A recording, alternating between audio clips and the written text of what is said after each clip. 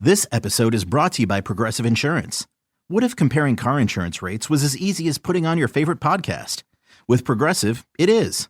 Just visit the Progressive website to quote with all the coverages you want. You'll see Progressive's direct rate, then their tool will provide options from other companies so you can compare. All you need to do is choose the rate and coverage you like. Quote today at Progressive.com to join the over 28 million drivers who trust Progressive.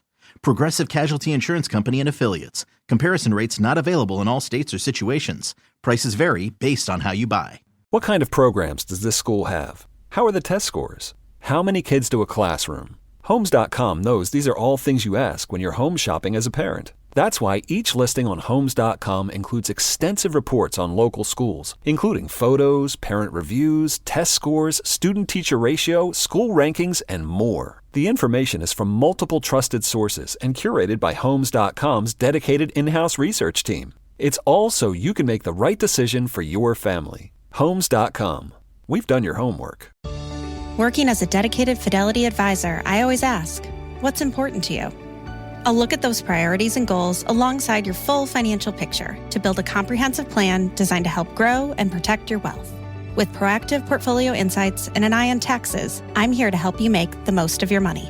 I'm Laura Maxwell, and I'm a dedicated Fidelity advisor. Learn more at fidelity.com/wealth. Investment minimums apply. Fidelity Brokerage Services, LLC, member NYSE, SIPC. And now, here's the question. Hola, bitches. Good day to you and yours. All right, I am not the best skier in the world, but I recognize that it's fun.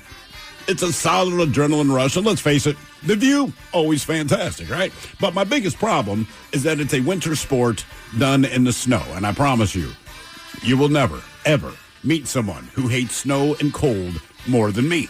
And for that reason alone, the idea of being stuck on a chairlift for 4 hours is a big old bag of nope for me. But that did happen earlier this year at Winter Park Resort in Colorado. Worse, the rescue consisted of being instructed how to self-propel to safety. Does that qualify as a rescue? We're not going to do this, but take this rope and do this thing, do it yourself. Either way, that's what happened. 174 people repelled themselves to safety. No, thank you. Meanwhile, in Dallas, a woman was trapped alone in an elevator for 2 hours. Now, eventually, she was rescued by being pulled through the top of the elevator car and then put into a working elevator. And neither of these scenarios is ideal, but given the choice, I'm taking the elevator over the chairlift. Sure, you get a better view on the chairlift. I understand that. You're not alone. There's people talking to you. But I go back to the fact that it is cold. And I am not claustrophobic. I'll take the elevator. But that's just me. But that's how it works with a Would You Rather question. And today, this is the day that we do our random Would You Rather question, brought to you by our friends at Advanced Hair Restoration. We encourage you to call. We ask you a Would You Rather question. And again, there is no right answer, but whatever you say, we're going to tell you why you're wrong. To be part of the big show, the random Would You Rather question, call 206-803-ROCK. This episode is brought to you by Progressive Insurance. What if comparing car insurance rates was as easy as putting on your favorite podcast? With Progressive, it is. Just visit the Progressive website to quote with all the coverages you want. You'll see Progressive's direct rate, then their tool will provide options from other companies so you can compare. All you need to do is choose the rate and coverage you like. Quote today at Progressive.com to join the over 28 million drivers who trust Progressive. Progressive Casualty Insurance Company and Affiliates. Comparison rates not available in all states or situations. Prices vary based on how you buy. You don't just live in your home. You live in your neighborhood as well. So when you're shopping for a home, you want to know as much about the area around it as possible. Luckily, Homes.com has got you covered. Each listing features a comprehensive neighborhood guide from local experts. Everything you'd ever want to know about a neighborhood, including the number of homes for sale, transportation, local amenities, cultural attractions, unique qualities, and even things like median lot size and a noise score. Homes.com. We've done your homework. Working as a dedicated Fidelity advisor, I always ask, what's important to you?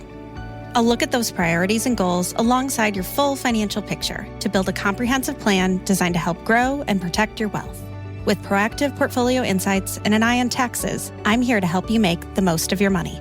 I'm Laura Maxwell, and I'm a dedicated Fidelity advisor.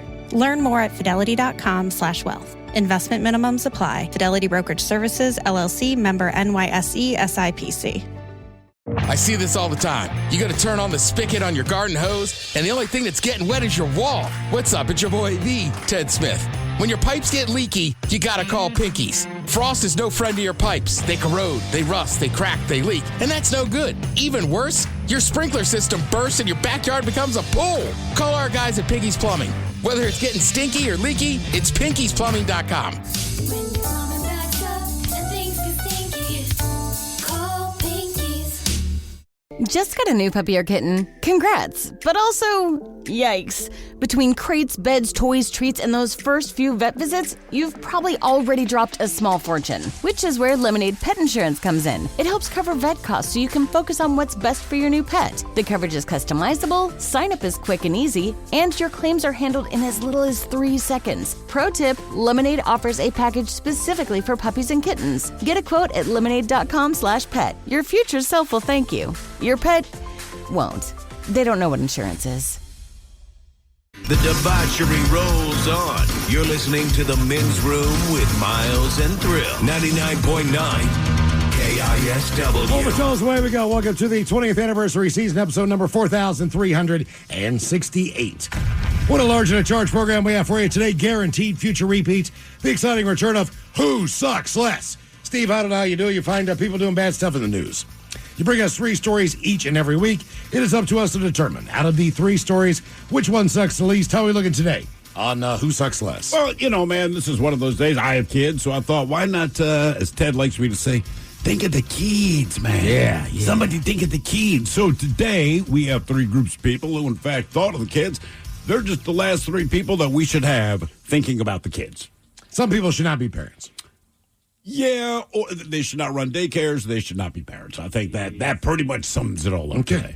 Who Sucks Less is coming up at 4:30. And today's the day we do our random Would You Rather question, 206-803-ROCK. Special quick shout out to our buddy Brenda. Brenda.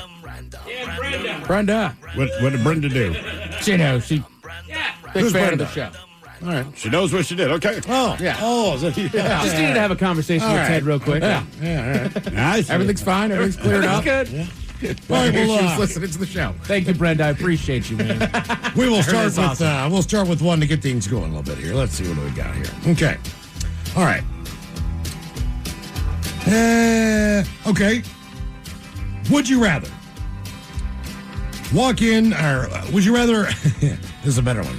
Would you rather blow glitter every time you sneeze? Easy. Or fart glitter every time you pass gas? So would you rather blow glitter every time you sneeze or fart glitter every time you pass gas? Give me the fart glitter. Really? Yes. I'm taking the sneeze glitter, man. Sneezes are already nasty. I don't need any more debris in there, dude. I know, but here's the thing. So, 1, I fart a lot. 2, sometimes you want to fart and people don't know. Sure. I'm sitting on the light rail, glitter explodes out of my pants. I mean, everybody knows what you did. I like to fart on airplanes because it's a funny game of, hey, man, who farted? Everyone can smell it. But it's a giveaway again. Look. Okay, but if you're sitting down, it's just going into the seat. It is. And into your underwear and into your butt cheeks, etc. So, Miles, give me the qualifier here. If it's an SBD, does it more dribble out as opposed to explode out? Well, either way, it's coming out. I think get that. I think it should come out the same way. I agree. Just the same.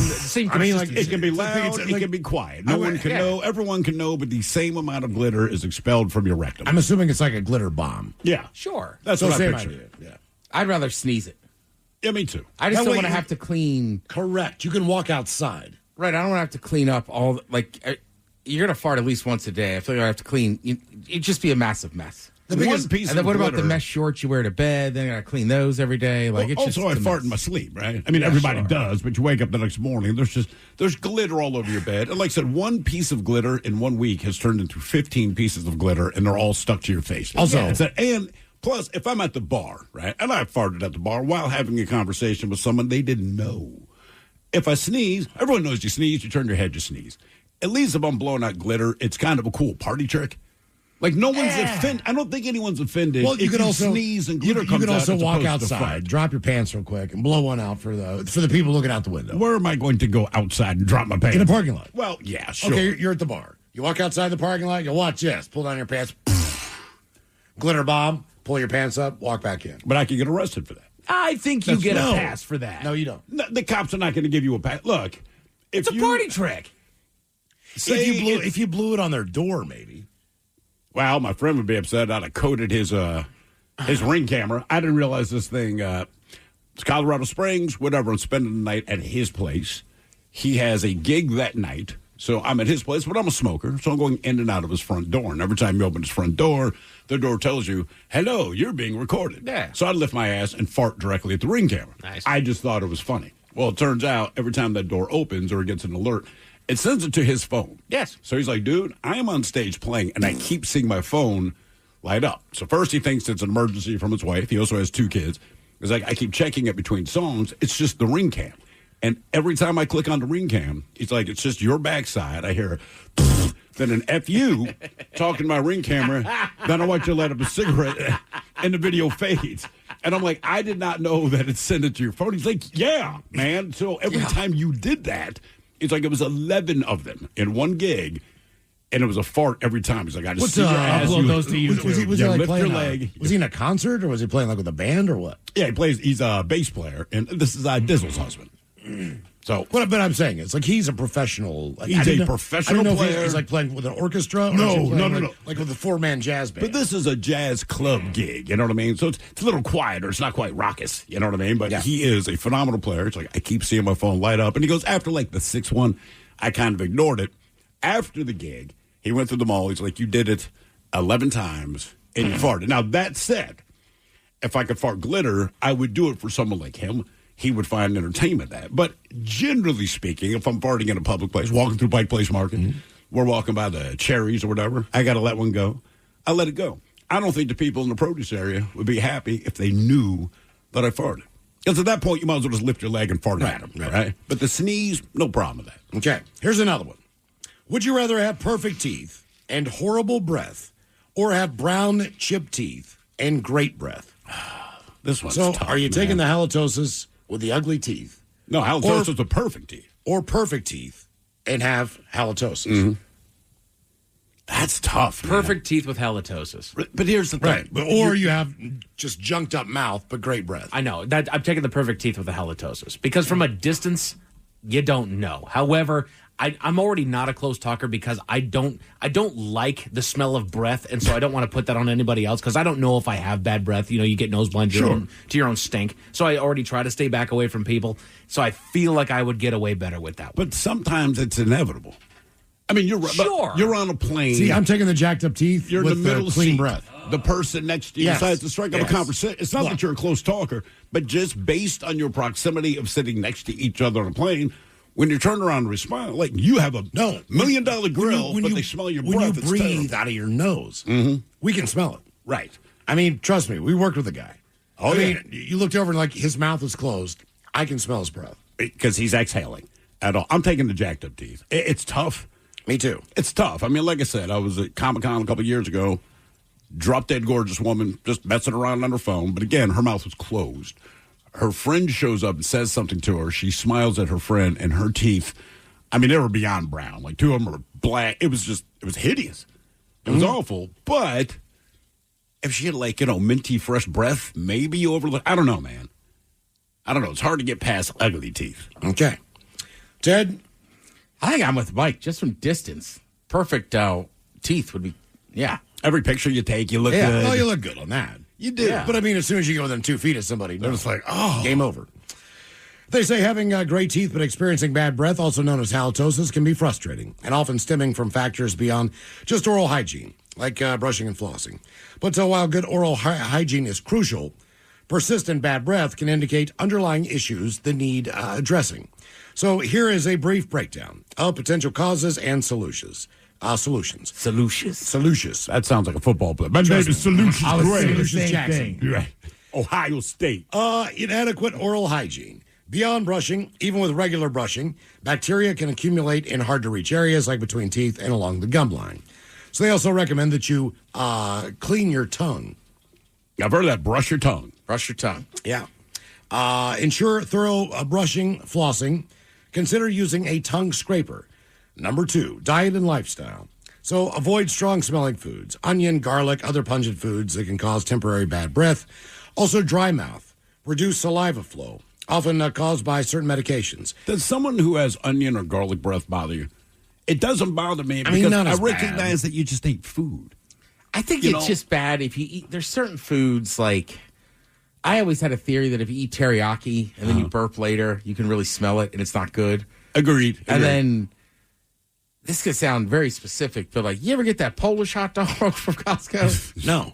Oh yeah, it's like the one they sell there. All right. So they're awesome, but it's just one of those foods. Every time you burp, you just taste the Polish hot dog. But I feel like all processed meats are that way, right? So you can, I don't know, corned beef sandwich, right? Yep. You wolf it down. 2 hours later, you do one of those burps that don't make a lot of noise, kind of like, and it reeks, man. And I guess that's all kind of, it smells like you ate warm bologna. No matter what you ate, that's roughly the smell that comes back out. I guess my point is, like, I don't know that gives you horrible breath. It just gives you horrible burps.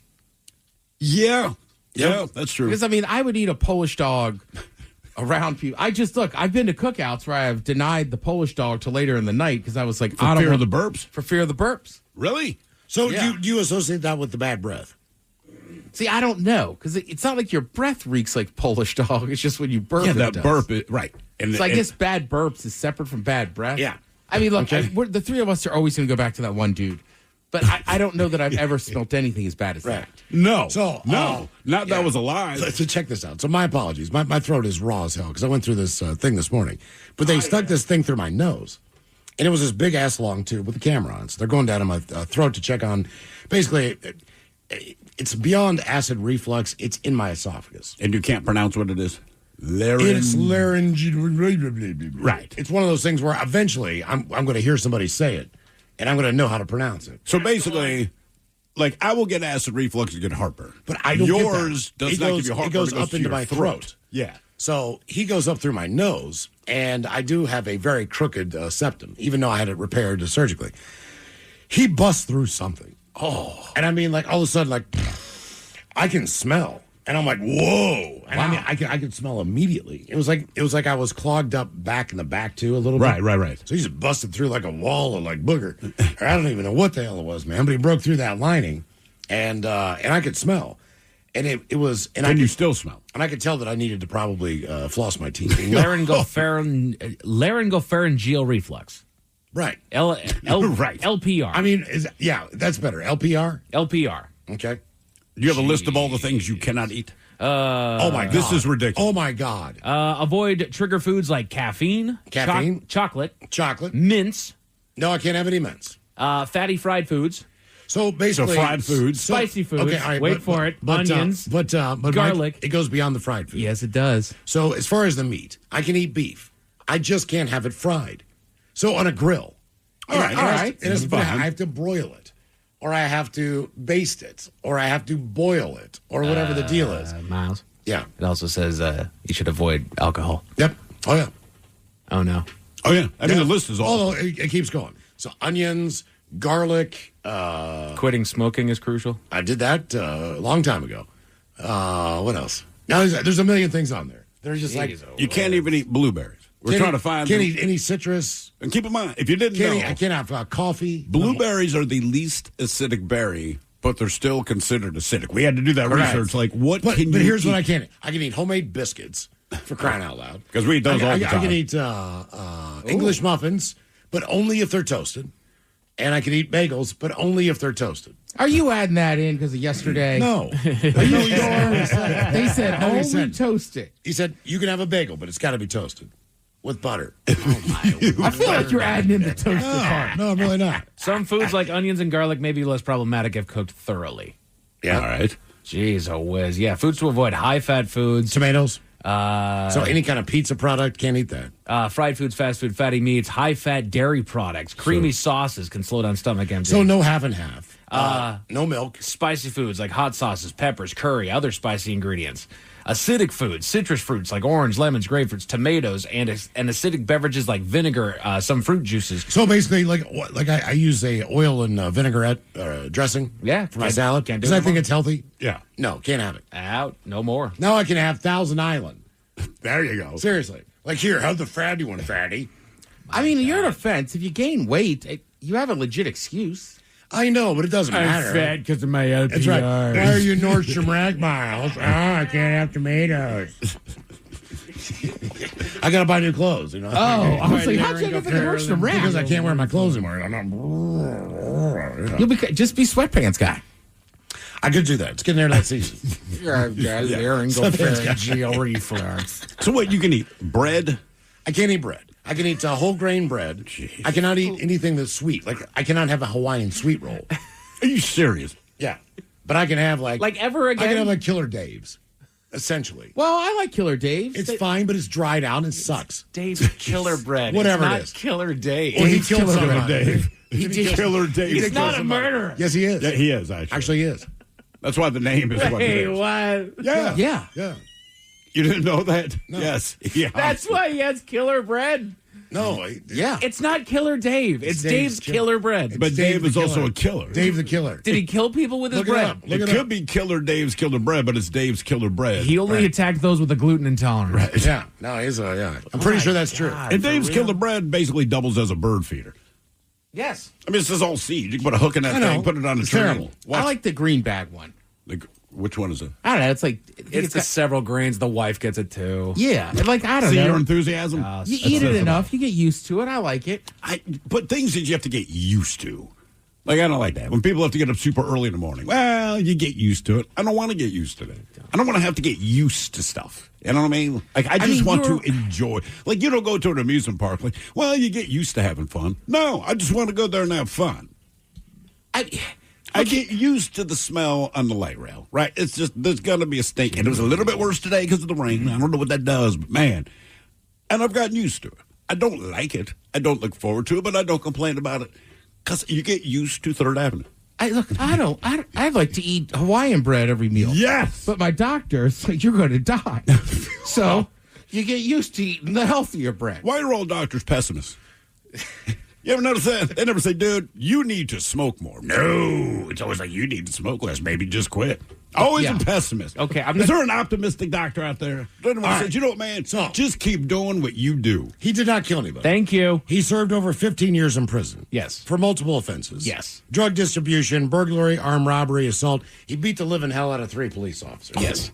Okay. Yeah. November 2013, a female friend of his called the police to report that he was having a mental health crisis. Upon their arrival, he fled the scene in a black Cadillac, proceeded to ram 2 police cars head on immediately, fought with officers as they arrested him, sending 3 officers to the hospital. That's a false sale. It should be, Dave, I beat the hell out of people bread. But, yeah. It's his bread. His bread is killer, dude. The bread's it's good killer. bread. He almost is. Do you think if he had called California psychics, they'd have said, you know what, dude? I know all of these crimes you've done, but in the future, you're making bread.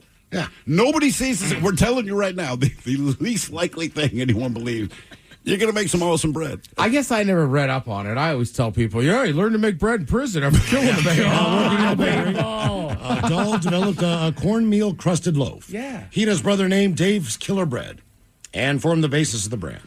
Isn't it more fun, though, my lie? No! Yes, it is. It's You a have lot more murderous fun. bread. Hey, people, they're reformed. Yeah, man. All right? That's the way I look at it. After he sold the bread company, he opened up Discover African Art. Are you being serious?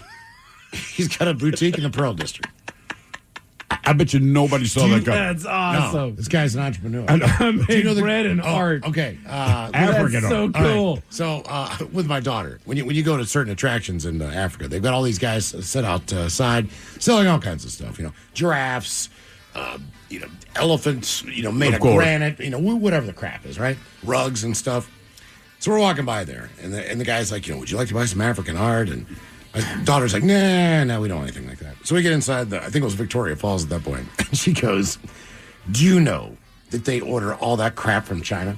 Are you serious? She said, all of that. She's like, people come here like, oh, I got this little sculpture of, a rhino from Africa. She's African like, art. It's all 100% the same crap at every stand. It's all made in China. That is There's fantastic. not one thing they even make. Even the drums, all of it. Every single thing you see in here. The rugs, the whole deal. Everything. Made in China. We don't even have that type of wood here. Right. No. It's like, Jesus. More of the random Would You Rather question coming up, 206-803. This episode is brought to you by Progressive. Most of you aren't just listening right now. You're driving, cleaning, and even exercising. But what if you could be saving money by switching to Progressive? Drivers who save by switching save nearly $750 on average, and auto customers qualify for an average of 7 discounts. Multitask right now. Quote today at Progressive.com. Progressive Casualty Insurance Company and Affiliates. National average 12-month savings of $744 by new customers surveyed who saved with Progressive between June 2022 and May 2023. Potential savings will vary. Discounts not available in all states and situations. What kind of programs does this school have? How are the test scores? How many kids do a classroom? Homes.com knows these are all things you ask when you're home shopping as a parent. That's why each listing on Homes.com includes extensive reports on local schools, including photos, parent reviews, test scores, student-teacher ratio, school rankings, and more. The information is from multiple trusted sources and curated by Homes.com's dedicated in-house research team. It's all so you can make the right decision for your family. Homes.com. We've done your homework.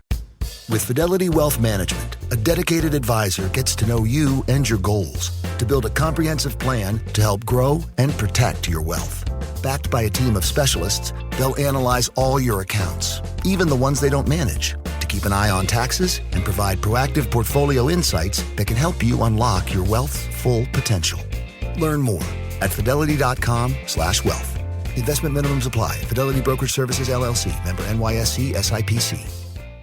I see this all the time. You got to turn on the spigot on your garden hose, and the only thing that's getting wet is your wall. What's up? It's your boy, the Ted Smith. When your pipes get leaky, you got to call Pinkies. Frost is no friend to your pipes. They corrode, they rust, they crack, they leak, and that's no good. Even worse, your sprinkler system bursts and your backyard becomes a pool. Call our guys at Pinkies Plumbing. Whether it's getting stinky or leaky, it's pinkiesplumbing.com. When your plumbing backs up and things get stinky, call Pinkies.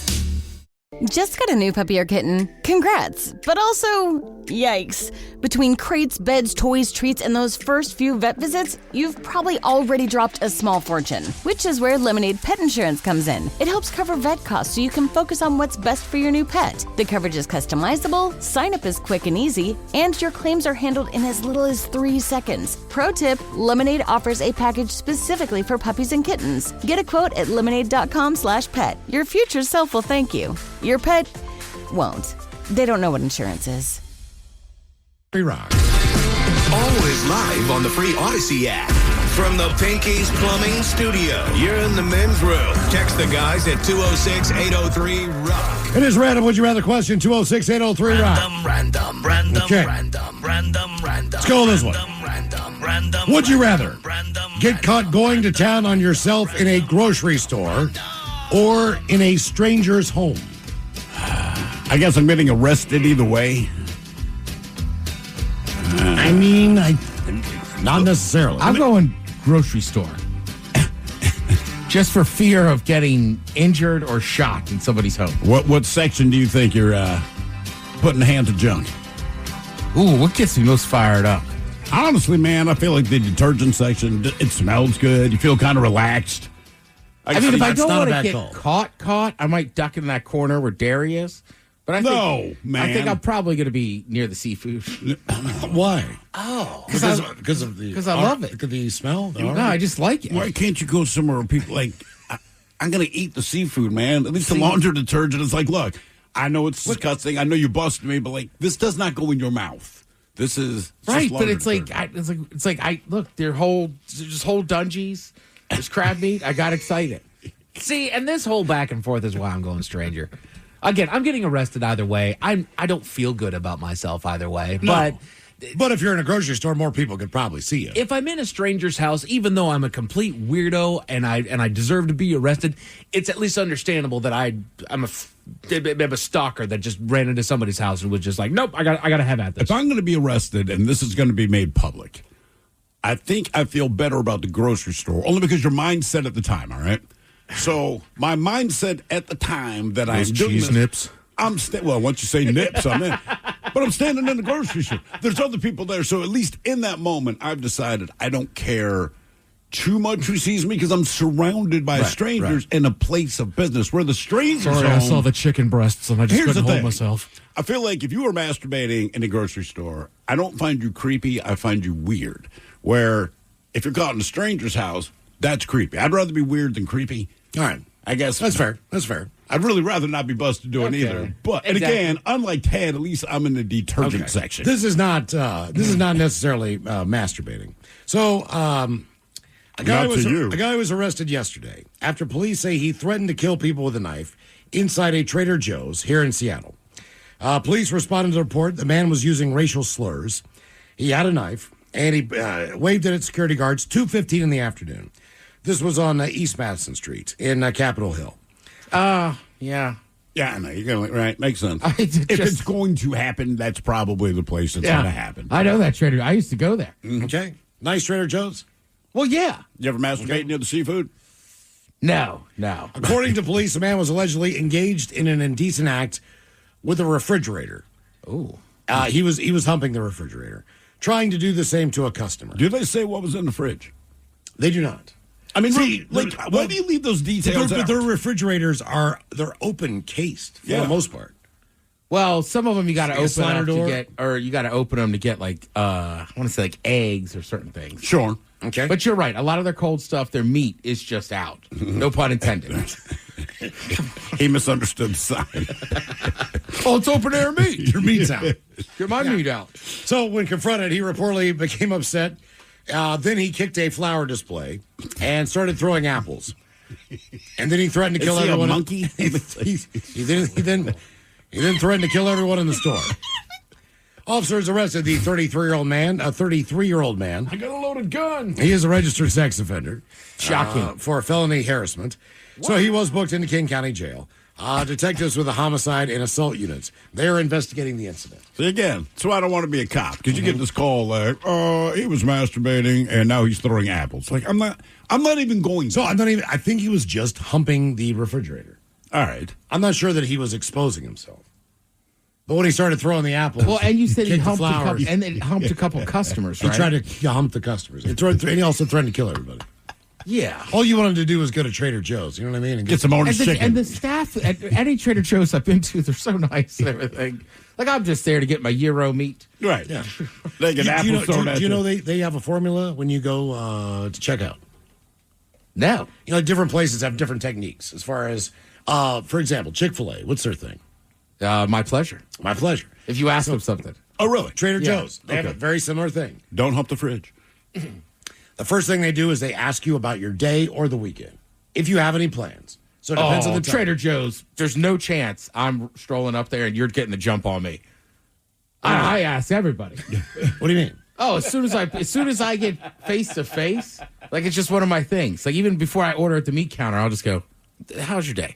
Okay, I need this, this, and this. It's like Trader Joe's. It's an icebreaker. Yeah, you're not getting the jump on Are me. you looking for additional conversation? I don't know. It's just what I do. Okay. Starbucks started doing that, man. Right? I know they got to we're going to write down the cups again. And like 2 weeks ago, I rolled in there. I said, "How's your day?" I'm like, And seriously, the woman behind the counter goes, "You want to tell me about it?" I said, "You want to hear it?" She said, "Yeah." So I told her. And it was just crazy. She's like, yeah, I can see why that's annoying. I'm like, but then this good thing happened. She's like, oh, that's cool. And by the end, like, we had this full-on conversation. Nice. But I haven't thought, like, Yeah, that's I was freaking... No one's ever said, do you want to tell me about it? I'm like, sure. And the reason I don't mind, because she was still making my drink. That's not always... Yeah. Sometimes they stop down and listen. I don't want that. Yeah, like I was I'm getting gonna- prescriptions, and you could just tell the girl. I was just like, "How's your day?" And she's like, "Honestly," I go, "Yeah." She goes, "It is super stressful. Like it's only it's only my Thursday." So I was like, "Oh, sorry to hear that. Well, tomorrow's Friday. I don't think anybody asked him. Can I have a half-pound turkey? Thinly sliced? Thinly sliced, by the way. Thinly. Then you flip on him. Right. Thinner than that. Does that look thin to you? So here is the story about the stranger in a stranger's home. An Amazon customer who complained to the online retailer about a delivery driver coming into her home and masturbating in her bedroom is demanding to know how the man was allowed to return to her house 2 days later. Jesus. So she complained in the meantime, and he came Then he back. came back to deliver another package. Spanish police have taken a suspected semen sample, allegedly left by the courier, as part of the continuing investigation. Now, the customer is a 72-year-old retired British social worker. She lives in Spain and New Zealand. She had ordered a mosquito repellent from Amazon Marketplace. She said, "I will not be using Amazon again. I want people to know that it is unsafe." They're calling her Jane. Amazon said the courier was not one of its employees, but a contractor for one of Third party, its right, local right. sellers. We know. Now, the courier, they say a tall man in his 20s, arrived with a package at Jane's home in the village of Costa Brava around 5 o'clock. She buzzed him in through the gate to her home with a video doorbell and asked him to wait. So after a trip to the bathroom, Jane said she let him use the bathroom. Sure. She said she then found the man in her bedroom with his hands in his shorts going to town. He'd entered her house, walked through her kitchen, up her stairs, into the bedroom. She said, I was stunned. He was masturbating vigorously. He turned his back, and it was apparent that he finished the job. He shook his hand, and when he turned to me, his shorts were wet. She added, I can think of a lot of things I should have said to him now, but I was so shocked, I just said, get out, and I followed him. She did report the incident to police and to an Amazon helpline. The call handler apologized for the inconvenience and said, Sorry about that, ma'am. Yeah, this is a police matter. It's not an inconvenience. This is threatening behavior by one of your couriers. So then, 2 days later, the guy shows up again. Hello. Remember me? With a different package. Same one, too. Yeah. A report into the incident by police confirmed that there is an investigation that has been launched into her reports of a person entering her home without her consent and masturbating in front of her. Let me ask you this. Would you rather be the police officer that has to deal with the Amazon situation, right? So you don't actively see the guy doing anything. You understand what the report is, but you still have to take a report and look for this weirdo. Or be the cop that has to respond to Trader Joe's and you're getting pelted by apples from a crazy man who's also humping a refrigeration unit. I want to go out. I want to go to Trader Joe's. Really? I'm taking Amazon. Because man. I think you got more room to duck. You like aisles you can go down. You know what I mean? You can do this like laser tag. I mean, you could come in from different angles. Bedroom door, you just got one door. But here's the difference to me. I have to deal with the guy at Trader Joe's. Like I said, if I'm a cop, your ass gets tased in a heartbeat. And if that doesn't work, I'm taking you out. Where the Amazon thing, I'm getting a call about it later. Like, I can go to her house. He's not there now. Right. I have to take a report. Yeah. Yes, I've got to look for this guy. I've got to go through all the legwork of getting a guy that's an idiot. And I got to think he'll be easy to track down. But, like, if you hit me with an apple because you were crazy and want to masturbate on the refrigerator in Trader Joe's, I've shown up angry.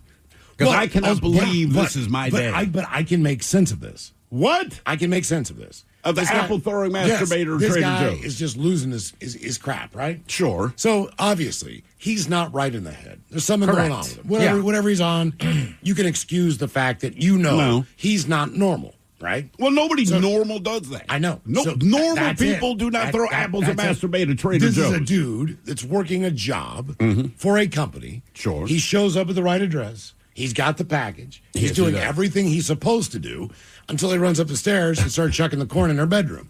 To me, that's weirder because this guy seemingly is a normal human being and now does something ridiculous. The guy in the Trader Joe's, he didn't complete. It didn't complete. You know, he didn't. But to me, that's the entire difference. He didn't expose himself. When I lived in Baltimore, one of the toughest guys I met said, look, man, you walk down the streets here, it's a tough city. But if you try to act tough, someone's going to jump you. You got to prove it. If you act crazy, nobody wants to mess with you. I don't want to deal with crazy people. So you're right. This guy, Amazon guy, seemingly normal. He can hold down a job. He's doing everything he should do. And he adds this He's got more stops. This extra thing, which makes no sense Yeah. to me. But I feel like he's easier to reason with. Like, you do understand why we have to take it to jail. Yeah, my bad. Right? As we're Trader Joe's guy, there's no way to relate to this guy. Right? He might be crazy. He might be whacked out on drugs. It doesn't matter. True. But in that moment, that does not help me. Maybe that helps him in court. Like, I'm crazy and I'm on drugs. Good for you. But in the moment I have to deal with you, like, bro, if you throw another goddamn apple at me, I'm tasing More than you. likely, there's more than one And cop you kicked helping over the flower display. Like, what is all this extra? Yeah, but I'm with Miles. When I show up at the Trader Joe's, like, I know it's crazy. I kind of fathom it. Like, showing up at the house and the guy's still there, and it's just like, what is with this psycho? And again, this is why I'm choosing, if it's me, to do it in a grocery store, right? In the seafood section. Yeah. Right, because it's like, that guy's out of his mind. What is he doing, right? He really loves Old Bay. But if you know what I mean, it's like, I don't know, man. Like, I've run into you at the grocery store. Sure. Not weird. If you opened up your bedroom window and I was just down there waving at you, you'd be like, yo! Right. Like, weird.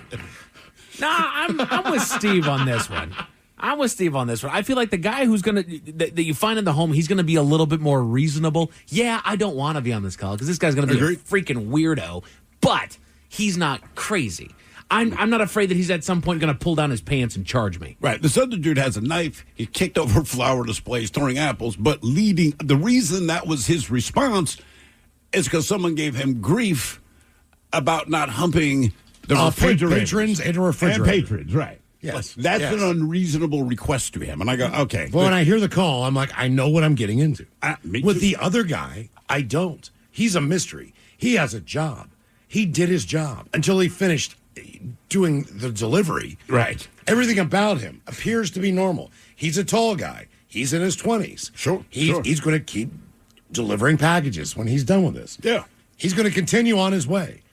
To me, that's the guy you go, okay, what is wrong with this guy? Correct. But I don't have to What is wrong worry with this about what's. But this is my thing. At the moment of confrontation, there's no reason for me to care what's wrong with him. Right. It means nothing. He's not doing anything to me. He did what he did, and then you're coming along with me. It's understood. It is up to the courts or whoever else to figure out what's wrong with it. Me as a cop, just get in the back of the car. Let's go there. Meanwhile, racial slur throwing, apple throwing, knife wielding, refrigerator humper. Like it's too many descriptions for one person in one moment for me to want to deal with. Ted, you lived up there. What type of racial slurs do you believe that he was throwing? Just No, I mean, that's serious. Is it based on sexuality? Is it based on ethnicity? Is it black? Is it Asian? Asian? What do you think it Because really it's is? white, black, and Asian predominantly, right, in that area. So is it based on your sexuality? Is it based on... But that's not a racial That's not a racial slur. But this could have been an Asian guy hating white people, right? So okay. So what would you call that, technically, by the book? What do you mean? On your I mean, as far as- sexuality? Yeah. That's just a slur based Right, on your it's- sexual. yeah. That's just a slur. But When it's they not- had but it's not racial, A racial. homophobic slur? Yeah, let's say homophobic. Okay, slur. Or, Islamic or anti-Semitic. Gotcha. But they said racial. I mean, I'm just assuming he was yelling the N-word. Yeah, that's I was okay. like racial slur. Like right. Otherwise, right? They say anti-Semitic, so you know it's for Jews. Otherwise, they just say racial. You're like that means you black people. Like, and we know. And I feel like sometimes people are, well, Jesus, that's going to sound horrible. Obviously, people say it because they mean it, and sometimes I think those crazy people are just saying it to scare everybody. Yeah. Like, I mean, if I walk in and it's just a guy screaming the N-word, I'm going to be like, I'll come back. But see, here's the thing. Do you need to scream that to freak? You already got a knife. You already have a refrigerator. You're already throwing apples. You're kicking over a flower display. Like, adding the racial slur. It's like, well, now I'm just mad. Naysayers. You're already doing plenty for me to say you're not someone who I want to engage with, right? Then you drop that, like, okay, well, now we got an issue. I'd have to look it up, but I bet more cops get injured in domestic disputes Oh, for sure. than dealing with crazy people. So going back to the guy that seems relatively normal, except for this one woman's house, like I just feel like that's the guy that assaults a cop. Wow. Okay, one of the things I can eat is saltines, crackers, right? You don't have to brag, dude. No, I'm saying is when I go to the store tonight, right? I'm going to go up to that aisle and go, look at all these crackers in here. There must be 15 different kinds of. Look at 15 crackers. Well, you can. Well, we can. We can say it all day. If I say it, I'm going to get loose. Awful lot of crackers in Where's here. the crackers at you? I mean, Right? I mean salty. big boxes of crackers, There's the little mayonnaise crackers. over there. Dude, sir. seriously, in Alabama, Castle lived there for like a year or something early in his radio career. And I want to say ordered something like soup, whatever. But hey, do you want like salad or crackers? Blah, blah, blah. He said, I'll take crackers. And he said the waiter looked at him. It was a white dude and said, we don't say that here. And Castle's not tracking. He's like, what are you talking about, man? The crackers. Like, he's like, no. We call them toasty squares. Toasty Oh, yeah. squares. So depending where you live on the country, like you wouldn't even say crackers. Like it says saltine crackers. And you ask, Is this a black person telling them this or a white person? no, it's a white person. Telling them, like, hey, man, they don't. It's like dropping the N-bomb. You What don't the say that hell? here. Because it's a slur, man. Oh, yeah, I know, depending I on know. how you take Right, it. yeah. And in the South, like everything's a slur. You know? I know, it's just thinking like. Somebody can say anything. I'm Yeah. like, I think they just insulted me. No, man, they just said, what's up, man? Yeah, but the way he said it, like 3 A's. I mean, I have been called a cracker a few times, Okay. but I don't know. In the situation, like I wasn't gonna say anything back. I was like the only white guy there, but also like So the I don't guy, know. the guy at Trader Joe's is not dropping that. See, somebody calling me a cracker, it doesn't affect me the No, me same neither. way that other racists get called no. stuff. Yeah. Right. Yeah. Not even close. I mean, one guy goes, off a little bit. what did the guy go by? Uncle Cracker. He did. Yeah. and I'm Still like, does. I saw him last year. How is it? He's great. Yeah, that dude I love in Louisiana. Hey, dude, he goes by Stale Cracker. Oh, damn. Really? Cracker. Yeah. What? That's his whole. He's this yoked up dude that makes crazy meals, but he always starts with, "Hey, dude." Like today we doing this and that. Man, Good times. he's awesome. More of the random Would You Rather question coming up. 206-803-ROCK. This episode is brought to you by Progressive. Most of you aren't just listening right now. You're driving, cleaning, and even exercising. But what if you could be saving money by switching to Progressive? Drivers who save by switching save nearly $750 on average. And auto customers qualify for an average of 7 discounts. Multitask right now. Quote today at Progressive.com. Progressive Casualty Insurance Company and Affiliates. National average 12-month savings of $744 by new customers surveyed who saved with Progressive between June 2022 and May 2023. Potential savings will vary. Discounts not available in all states and situations. What kind of programs does this school have? How are the test scores? How many kids do a classroom? Homes.com knows these are all things you ask when you're home shopping as a parent. That's why each listing on Homes.com includes extensive reports on local schools, including photos, parent reviews, test scores, student-teacher ratio, school rankings, and more. The information is from multiple trusted sources and curated by Homes.com's dedicated in-house research team. It's all so you can make the right decision for your family. Homes.com. We've done your homework. With Fidelity Wealth Management, a dedicated advisor gets to know you and your goals to build a comprehensive plan to help grow and protect your wealth. Backed by a team of specialists, they'll analyze all your accounts, even the ones they don't manage, to keep an eye on taxes and provide proactive portfolio insights that can help you unlock your wealth's full potential. Learn more at fidelity.com/wealth. Investment minimums apply. Fidelity Brokerage Services, LLC. Member NYSE SIPC. I see this all the time. You got to turn on the spigot on your garden hose, and the only thing that's getting wet is your wall. What's up? It's your boy, the Ted Smith. When your pipes get leaky, you got to call Pinkies. Frost is no friend to your pipes. They corrode, they rust, they crack, they leak, and that's no good. Even worse, your sprinkler system bursts and your backyard becomes a pool. Call our guys at Pinkies Plumbing. Whether it's getting stinky or leaky, it's PinkiesPlumbing.com. When your plumbing backs up and things get stinky, call Pinkies. Ready to explore Europe the striped way? Fly Condor Airlines nonstop to Frankfurt and connect effortlessly to most European destinations. Relax and start your vacation in comfort. Fly the striped way. Visit condor.com today and book your next adventure. If you're an experienced pet owner, you already know that having a pet is 25% belly rubs, 25% yelling, drop it, and 50% groaning at the bill from every pet visit. Which is why Lemonade Pet Insurance is tailor-made for your pet and can save you up to 90% on vet bills. It can help cover checkups, emergencies, diagnostics, basically all the stuff that makes your bank account get nervous. Claims are filed super easily through the Lemonade app and half get settled instantly. Get a quote at lemonade.com/pet and they'll help cover the vet bill for whatever your pet swallowed after you yelled, drop it. Okay, hear me out. When your plumbing backs up, I want you to think of me. That's right, the Ted Smith. Because my name means money-saving discounts. The Ted Smith is going to save you $100 when our pals at Pinky's Plumbing clean your crappy sewers. Yeah, they call me Old Sewer Smith. And that means you save. So when your plumbing backs up and things get stinky, say my name. The Ted Smith, Pinky'sPlumbing.com. When your plumbing backs up and things get stinky, call Pinkies. What kind of programs does this school have? How are the test scores? How many kids do a classroom? Homes.com knows these are all things you ask when you're home shopping as a parent. That's why each listing on Homes.com includes extensive reports on local schools, including photos, parent reviews, test scores, student-teacher ratio, school rankings, and more. The information is from multiple trusted sources and curated by Homes.com's dedicated in-house research team. It's all so you can make the right decision for your family. Homes.com. We've done your homework. The shenanigans continue. This is the men's room with Miles and Thrill. Random Would You Rather question, 206-803-ROCK. All right, here we go. This is going to be a tough one. Would you rather be kidnapped in a foreign country and that hope your family can meet the ransom demands, or be locked up in a foreign country for a crime that you did not commit? Wait a minute, say that again? So you're kidnapped in a foreign country, and you hope your family can meet the ransom demands. Okay. That's option one. Or be locked up in a foreign country for a crime you didn't commit. I feel like I want to go with the crime that I didn't commit. And why is that?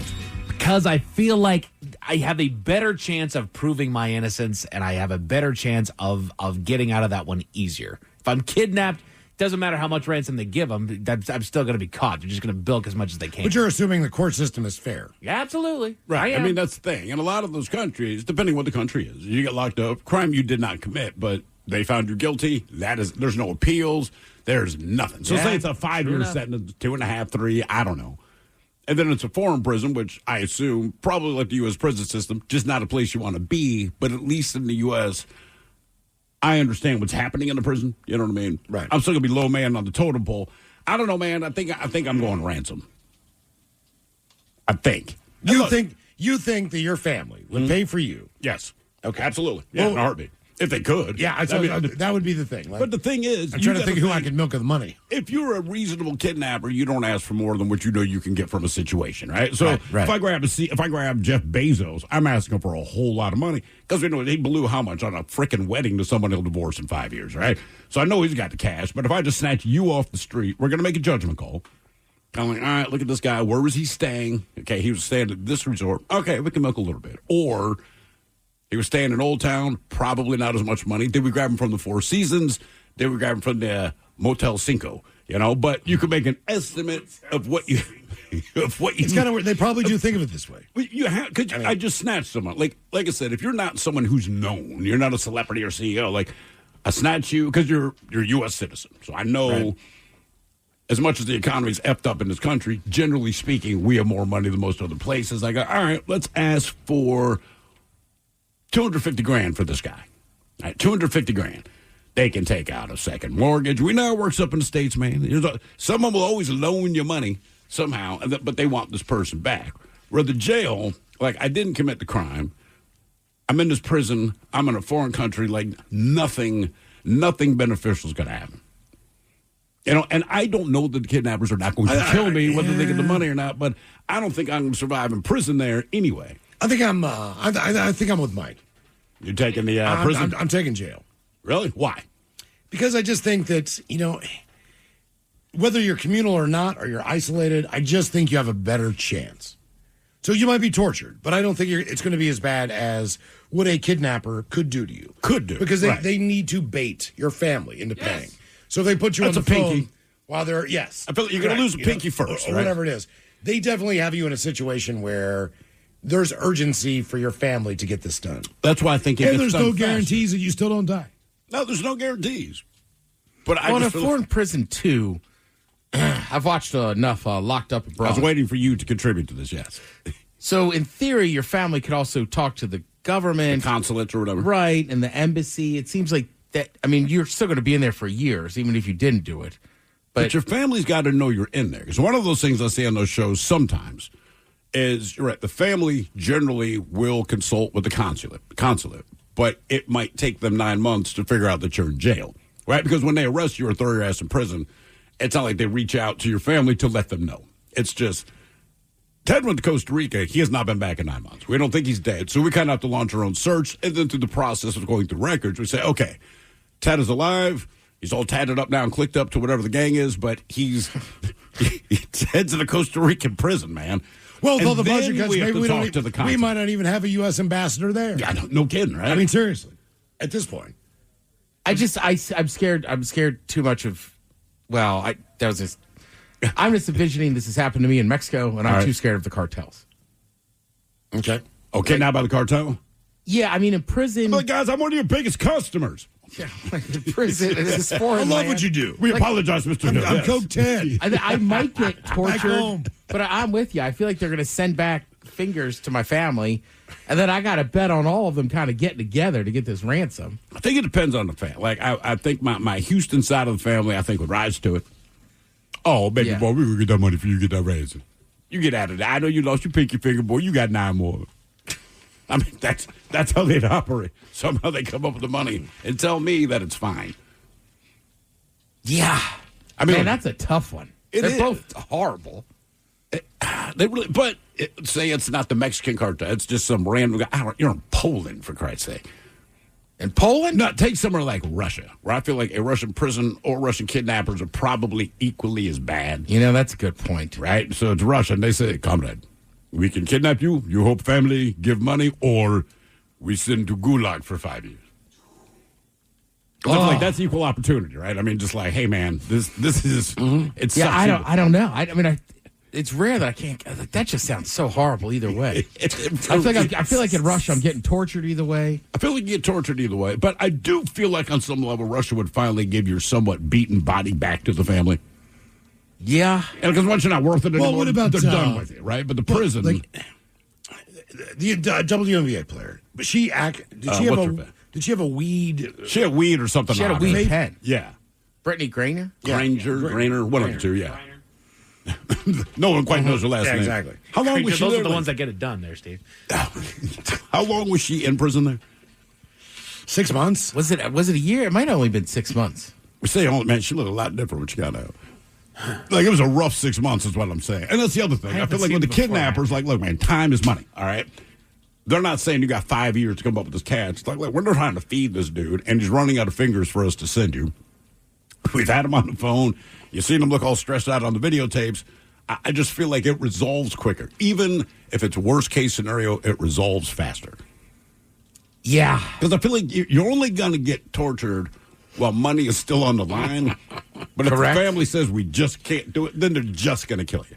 And it's done, right? We're prison. I'm like, man, you're still like fighting to survive, but you're just outnumbered. And I can't imagine there's like wimpy dudes in this Russian prison. In a Russian prison now. They're done. No. Random. There's one wimpy dude, and it is you. It's right. It's me. It's you. Yeah.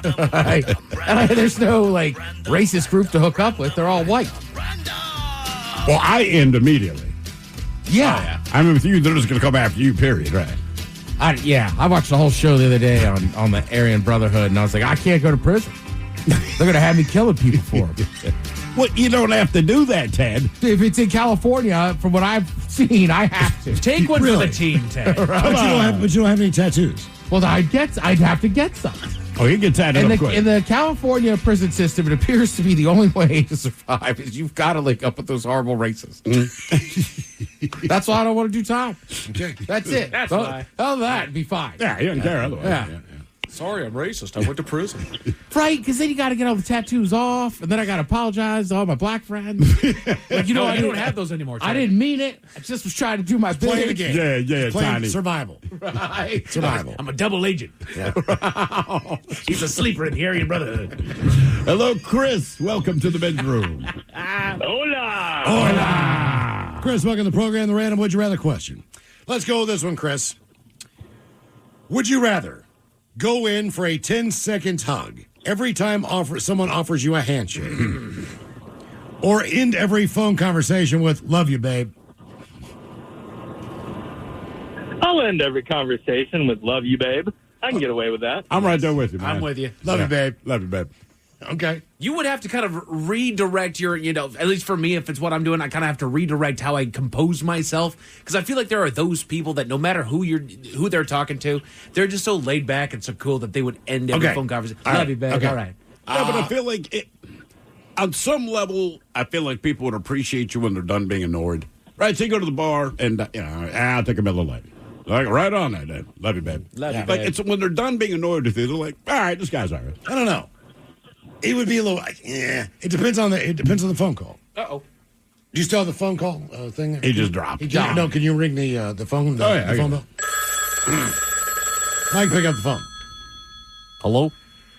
Is this Mike Hawk? Oh, yes, it is. This is Jeff Reynolds. I'm down here in Omaha, Nebraska. Oh, hey there, Jeff. What can I Hey, do for we're you? having a big old auction down here, and believe it or not, somebody gave me your number. Oh, my goodness. Wondering yeah. if you're free in October to come down here and, shuck some cows.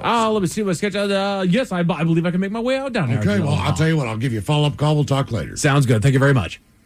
Love you, babe. Love you, babe. Love you, babe. Yeah, that's the end. That's the difference. All right, but say he doesn't say that, but now you get invited down to the auction. Jeff, love you, babe. But you get invited to the auction. Now you're going to host because you did not say love you, babe. And he's like, hey, I'm Jeff, the guy that called you. And he puts out his hand, Yeah. and you hug him for 10 And you got to seconds. hug him for 10 Right. seconds. To me, I'll still do that one sale, but then I'm never getting the call back. that's what I mean. I think the worst thing is you have to hug people any amount of length, but when you embrace, you have to go. Oh, God. Or you have to count. 1,001. It's like 1,002. 1,003. Because they're thinking, how long is this going to go? I think it needs to tell them 1,004. you smell different when you're awake. 1,005. I mean, look, I'm a prolific hugger, but there is a time limit. Yes. And 10 Yeah. seconds is a long That's time. a long time going to in. embrace. Especially if you don't know them. Right. 1,009. Give me. We can't do the full 10 1,010. seconds because it'll set the alarms off. But give me just five Five? seconds of silence. That's 5 still seconds. kinda- Hang on. Just give me 5 seconds of silence. Ready? Nobody talk. 3, 2. We're going to set out the dead hour. That was half the time. We just met. That was half and the that's time. the thing. Yeah. I've hugged you that long. Yeah, we can't Plus, do if it's 10 a- seconds of the dead air alarm. And if it's Is it 10 seconds? Yeah. And if it's a woman, she's going to think I'm a creep. Yeah. Hugging her for 10 Yes. seconds. What about love For you, a babe? handshake, When by she the way. says, it's nice to meet you, Ted. Love you, babe. Again, I'm just like, now I'm cool. Like, Start the timer. Oh, don't do this. God. finger We, puppet. we do not know who has this note. VD does these hugs, by the way. Okay, you ready? Here we go. 1,001. 1,002. You're good, man. 3. Love you, babe. 4. good, babe. Yeah. 5. Yeah, it's a little weird, man. We got to That 6 was seconds. strange. That was 6 seconds. I wasn't feel like I've seen you two do that. was though, tough. after a We couple have, but cocktails. I'm about to say, we've consumed a lot of That alcohol. was weird. All right. I was coming up on my wedding. All right. Okay. Love you, babe. Here's another hard one. Because I can't not talk. Yeah. That's the thing. When it's that long, you better have something to say. Would you rather have a laugh track go off whenever something embarrassing happens to you, or ominous music start to play when something bad is about to happen to you? You go Dragnet, you're going Jaws. What are you doing there, Steve? Yeah, I wondered. Well, Now, you're the only one that hears this, by the way. All you're doing is getting up in the morning, all right? Something bad is about to happen to you, but you don't know what it is. Right. You're just walking down the hall. Maybe you're going to go grab the mail, take your dog out for a walk. That's But it's a warning. But that doesn't help because something bad But is it's a going warning to that happen. something is going to happen. So you are going to be on high alert. Look, it's already freaky enough when you're watching this movie and this music comes up. I'm on edge. But now that I am actually the target This of is this you. music, right? No, I'm not okay with that. I want the laugh track. I'd rather be surprised by the bad. I don't know. I feel like I want the bad music. I do too. You sure? Yeah, that way Because I'm you already- just kind of know. Yeah, See, it doesn't bring me comfort. it doesn't. But there's a lot of times you F something up or it's a silly mistake or it's embarrassing. It is. And nobody notices. And But you can laugh it off too. Right, but if the laugh track breaks out, then it's like everybody knows I did something and it's embarrassing. I'd rather live with that. Right? You know, you trip on the sidewalk outside. But what if you slip on a fart? No one knows. And you have to explain it. But here's the difference, all right? I did not know I was going to slip on a fart. Now I feel the fart bubble. Actually, though, And that music. this should come on if you are going to slip on a fart. That's where it wins. It would keep you. No, because it's still from going farting. to happen. No, it would keep you from farting. No, it wouldn't. You are in control of that. That music wouldn't play if it's not going to happen. It only plays because something bad is going to happen. So you know you got to fart, or you think you have to fart. But I'm running to the now toilet that then. music play. You're on the bus. We ain't gonna do.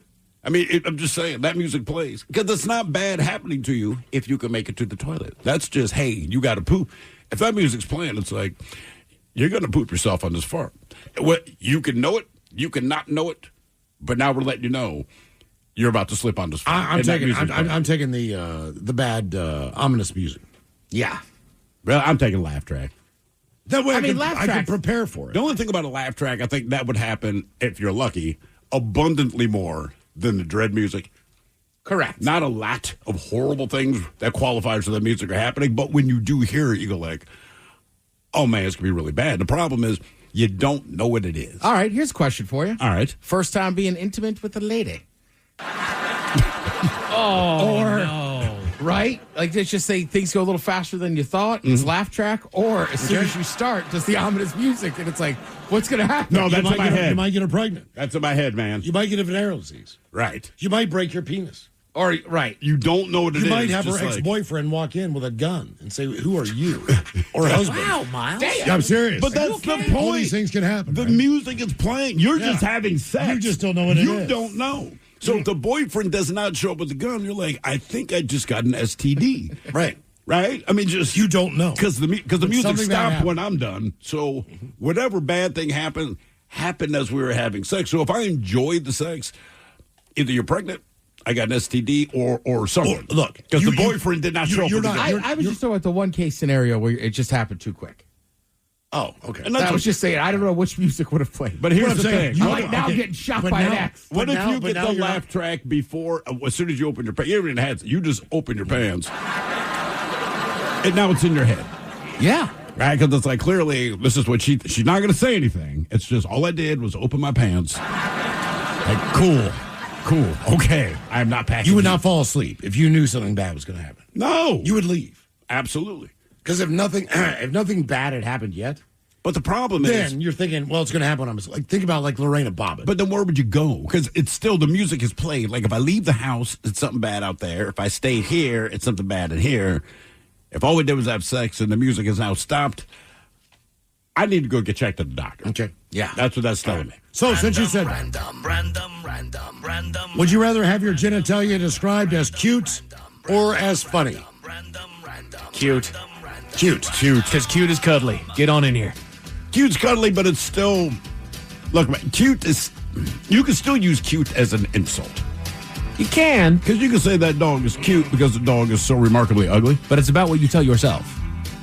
Yeah, I've seen what women do to cute things, and you know what? If that's my Johnson, I'm all right with that. Yeah, but I feel like if she's like, oh, that's cute. Make my compliments. I'm going funny. Me too. I was thinking about, there's been a lot of times you hear like, he's a funny looking SOB, but goddamn, he's a big boy. He could block his ass off. Yeah. Yeah, I'm going funny. That might be it. It's your genitalia. Yeah, you got funny looking genitalia, but it gets the job done. I got a funny looking nose. I got a funny looking feet. Sure. I don't take cute. Just going to go with the rest of my body. Yeah. Because funny, look, worst case, you figure word gets around. I would rather like 10 women go, hey, W over there says you have cute genitalia. I don't feel great, but it's better than W over there says you have funny looking genitalia. Because funny doesn't mean ha-ha.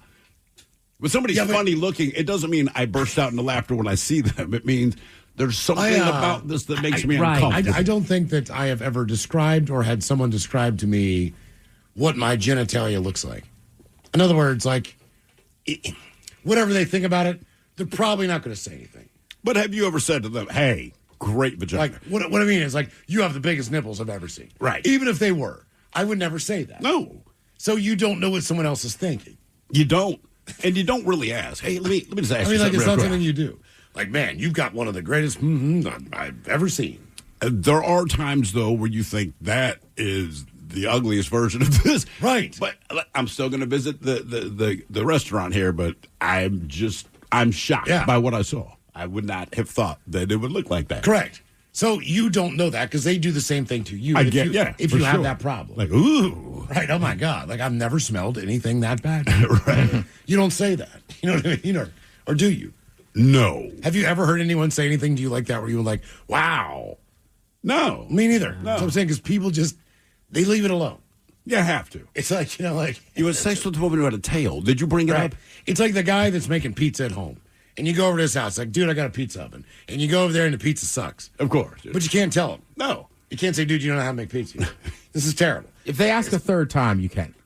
If they ask a third time, That's kind of my I rule. agree.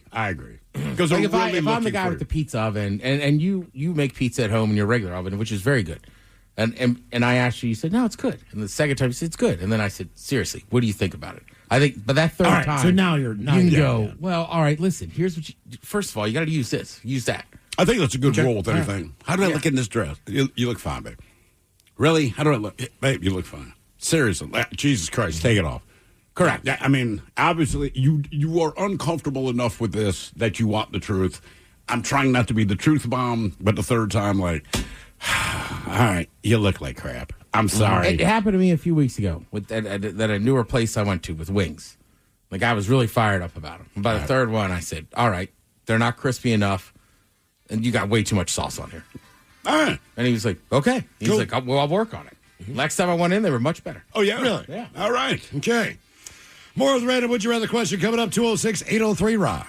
Just got a new puppy or kitten? Congrats. But also, yikes. Between crates, beds, toys, treats, and those first few vet visits, you've probably already dropped a small fortune, which is where Lemonade Pet Insurance comes in. It helps cover vet costs so you can focus on what's best for your new pet. The coverage is customizable, sign up is quick and easy, and your claims are handled in as little as 3 seconds. Pro tip, Lemonade offers a package specifically for puppies and kittens. Get a quote at lemonade.com/pet. Your future self will thank you. Your pet won't. They don't know what insurance is. Okay, hear me out. When your plumbing backs up, I want you to think of me. That's right, the Ted Smith. Because my name means money-saving discounts. The Ted Smith is going to save you $100 when our pals at Pinky's Plumbing clean your crappy sewers. Yeah, they call me Old Sewer Smith. And that means you save. So when your plumbing backs up and things get stinky, say my name. The Ted Smith, Pinky'sPlumbing.com. When your plumbing backs up and things get stinky, call Pinkies. You don't just live in your home, you live in your neighborhood as well. So when you're shopping for a home, you want to know as much about the area around it as possible. Luckily, Homes.com has got you covered. Each listing features a comprehensive neighborhood guide from local experts. Everything you'd ever want to know about a neighborhood, including the number of homes for sale, transportation, local amenities, cultural attractions, unique qualities, and even things like median lot size and a noise score. Homes.com. We've done your homework. Ready to explore Europe the striped way? Fly Condor Airlines nonstop to Frankfurt and connect effortlessly to most European destinations. Relax and start your vacation in comfort. Fly the striped way. Visit condor.com today and book your next adventure. Working as a dedicated Fidelity advisor, I always ask, what's important to you? I'll look at those priorities and goals alongside your full financial picture to build a comprehensive plan designed to help grow and protect your wealth. With proactive portfolio insights and an eye on taxes, I'm here to help you make the most of your money. I'm Laura Maxwell, and I'm a dedicated Fidelity advisor. Learn more at fidelity.com/wealth. Investment minimums apply. Fidelity Brokerage Services, LLC, member NYSE, SIPC. Always live on the free Odyssey app. Text the guys at 206-803-ROCK from the Pinkies Plumbing Studio. You're in the men's room. First talk class on the way at 4:30 right after emails on our random Would You Rather question. 206-803-ROCK. Random. Hello, Joe. Welcome to the men's room. Hola. Hola. Joe, welcome to the program, the random Would You Rather question. All right. Yeah. Let's go with this one. So, every time you have it, would you rather eat your own boogers, eat your own earwax, or eat your own belly button lint? So anytime you have it. Start from the beginning. What was the beginning of that question? So you're going to eat something every time you have it. So in other words, anytime you have it. Okay. So anytime you have a booger, you're going to eat it. Anytime you have earwax, you're going to eat it. Or your belly button lint. So if you're going to eat your own, what are you picking? Well, I guess I'm going to have to go back to when I was around 5 years old. Every time I pulled the booger out of my nose, it went right into my mouth. It did. Oh, yeah.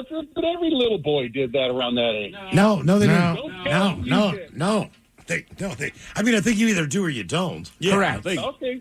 How about 3 years old then? Maybe not. Maybe 3, sure. Well, I don't recall anyone ever telling me stop eating your boogers. You're not the only one that did it, Joe. No. But yeah, it Yeah, seemed for like sure. people either did it or Thank didn't. you, Ted. Yeah. Well, look, you weirdo. I didn't eat them. I'm just saying I know people like it. I mean, I remember hearing stuff like, Miles, get your hands out of your pants. Right. Yeah. But not eating boogers. I think I'd get earwax, maybe. Boogers, I just can't do, man. Look, I don't like any of them, right? But I mean, boogers, Boogers are salty, aren't they? Are they salty? They are what they are. Just everything Is Joe about still them. on? I'm like, man, I don't want a booger. I just don't. Like I said, I can do pus, vomit, puke. Well, boogers, I'm like, no. Belly button lint is also not food. It's not food. None of Well, them none of them are food. But it also smells. Right. Well, your body's not making it. Mine doesn't smell. It's just lint. It's just from my shirt. So as far as like things that would gross me out, belly button lint is low on the list. I just don't know if I could actually get it down because it's lint. I I'm mean, with it's you. lint, but it's been percolating in your belly. But like that's like I would rather eat lint off the dryer filter than scoop it out of my body. Yeah, you know? and I'm with you on the boogers. Like I've accidentally sniffed too hard in my nose and had one go all the way back, and I yak that thing back up, dude. I Really? can't do it. So I'd have to go earwax. Based on taste. I don't know what it is, dude. I think it's just pure disgust. I don't do boogers. I do not do boogers. I think it's your shirt that says there is a reason you have boogers, right? Yeah, your body's getting rid of crap. Just all the Correct. So, but if you took the crap back in, would that not make you maybe more immune? Or I think know. it'd make you sick. Man, I think it'd make you because your body even said there's nothing about this. We've done all the good we can with whatever it is that's in your sinuses. What we're telling you to blow out, it's kind of like poop. Like everything we can get out of your food, we're done. This poop, that is the trash you were taking to the curb, brother. I mean, you know? even the thought of it. My nephew, not terribly long ago, I was hanging out with him, and then he came around the corner, and he just had a big old dragger that was right down there on his lip, and I could see him start to tongue the damn thing, and I damn near threw up, dude. Like, that's how much it grosses me out. Wow. Like, the thought of it starts to set me off. When we were when the kids were super little, and you're looking around for what do they call it, like preschools, daycare, whatever. And oddly, this is the one we ended up picking. But like anything, when you open a door to a room of people, they all turn around and see who's at the door. Kids are no different. These kids are like 3, 4, 5 years old, whatever. But I remember we opened the door, and I would say 50% of these kids, and granted, it was like November or December, so the colds are going around.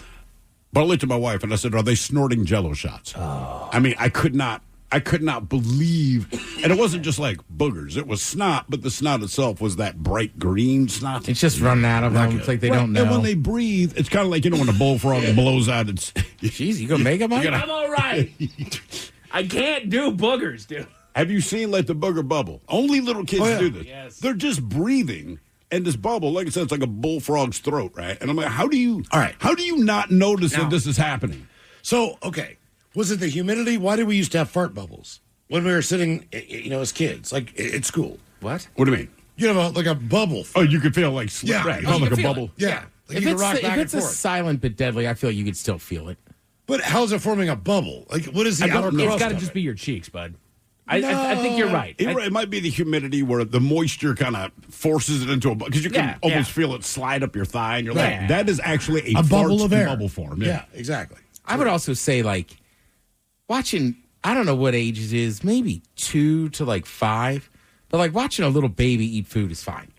But man, those toddlers, like, there's like half-eaten stuff. It's all over them. Like, it's gross. It falls out of their mouth. Yeah. Babies just dump it on their head.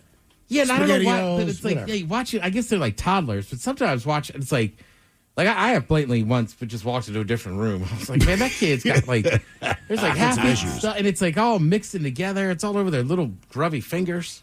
That's one thing. Kids don't mind when you mix all the food together when they're infants. Yeah. They don't know. But you're right, because like you're feeding them, and there's a reason why you put the spoon in their mouth and then you hold it there a second, because 50% of the time it comes back out, lands on the spoon, and you shove it right back in their mouth. Like feeding the kids like you love your kids, and when they're young enough, you have to do that. They're still kind of fresh and new to your world, but at some point you're like, this is freaking gross, man. I think Like, it's For instance, I'm going to my buddies, right? Their kid's turning 7 this weekend, right? She's 7. But we've known her since she was like a week old. So years ago, we're going on a trip, and we're at a bowling. We stopped at a bowling alley to get food. And she's at that age, right? Like 2 or 3. She keeps dipping a French fry in ketchup, sucking off the ketchup. Yeah. And then passing out the French fry. So my one buddy, because he's just trying to be nice, eats like 2 of them. And God. we're like, dude, you don't have to eat those just because she handed you one. He's like, I don't know what to do. So I ate it. I'm like, like, good for you. But that's like a dad move. That's not your kid. I got I wouldn't even do that. I wouldn't even do that as a dad. There was like a 3-year-old girl. She's, I think, 11 now. I don't know, but it was at night, and at this point, she's sitting on her mother's lap, and she's eating Oreos, and she kept handing me Oreos. And I'm like, oh, cool, thank you, right? I pop in my mouth, chew them down. On the 4th one she handed me, because I'm going to tell her, hey, I don't need any more. I realized she was breaking them open, and she licked all the cream out, because it's at night. I'm just grabbing this dark-ass Oreo, and I realized you're not eating the whole Oreo. You're just eating one of the sides. And the side she'd hand me was the side that she licked the cream off. Yeah. So the one that didn't have the cream on it, she would eat that. But I did not realize that until about I had 3 of them. And on the 4th one, I'm like, wait a minute. Because I kind of looked down. I'm like, are you licking the cream off? What was the story about the woman who made the deviled eggs? So this guy I guess it was like every Sunday, it was a church thing, and they would all go back, I believe, to his mom or grandmother's house. But this woman, and as he said, like 15, 20 years, right? He grows up with this woman, but she always had perfectly formed deviled eggs. Perfect. And everyone really loved her deviled eggs. Like, right, so she shows up, everyone would eat them, and finally, when he got a little bit older, he just asked her, said, hey, say her name's Mary. Mary, what is your secret to the deviled eggs? Not the ingredients, but I mean, they are formed so perfectly. No one does it like this. And she's like, well, after I put the yolk back in, I licked the top. So her tongue. I think he caught her. I thought he said she straight up told him. Oh, I think he. Either way, it doesn't matter. It was like, right. And like one day he realizes like they're perfect because she's licking. She licks the She tops licks them of the- flat. Yeah. So you have this perfect one. And he's like, dude, I've been eating them for like 15 years. The reason we asked, would you rather eat your own boogers, earwax, or belly button lint? I mean, it's only gross because they found out. Like, he ate them for 15 years, didn't care. So it's not that they tasted you didn't bad. know. No, They it's said like if they you didn't know tasted if you great. didn't know the Oreo was licked. I didn't know the Oreo was licked. Tastes like an Oreo. Someone asked the internet, what is extremely unhygienic, but everyone seems to do it anyway? So basic things. So here are a few. Some are worse than others. Real quick, what if her deviled eggs are that good? Would you still eat them? Probably. Be honest with you. At that point, because this dude, he was raised with them, and you go like, and like to Mike's point, no one ever complained about the taste. It just no one could believe how perfectly they were formed. So I think it really depends what she looks like. But I think I just keep eating. Well, it's like when I go to somebody's house and they've made a sauce. Yeah. Now, ideally, they would taste it with a spoon and get rid of the spoon. Ideally. But I just assume they've double dipped in the sauce. It's their I fingers. don't want to know. Yes. I just Actually, this is kind of what They this is about. sucked it off Yeah, the finger. totally. So, touching sticky condiment bottles at a restaurant table. Yeah, those are gross. But just everybody handle does it. Sure, but I mean, what are you going to do? But if you need ketchup, what else are you supposed to do? Yeah, if I want the ketchup, I got to touch that nasty-ass bottle. Licking your fingers when counting money or turning pages. Yeah. Yeah, I do it. Doesn't bother me on pages. I mean, pages are it's a book or a magazine. So if it's mine, I don't really think that's Very the biggest few deal. people have probably gone through it. I need to do it when I open up a poo bag when I'm walking the dog. That's Every about the- once in a while I do, but I lick my thumb to open it. Yeah, that's about the only time I ever lick my fingers to do anything. Okay. That's fair. So taking like a big old flour tortilla out of the bag, right? All right. Then you put it on top of the package that it comes in. Oh, yeah. Thinking you're keeping it off the countertop. But the outside of the packaging is almost surely worse than your counter through all the transport and everything else. But the flip side of that is you already got to handle the package to open it, to reach in to grab your tortilla anyway. Right. It's more about the fact that it had to go in a box, had to go in a truck, had to go in the store, had to go All on the shelf. stuff. Right. Yeah.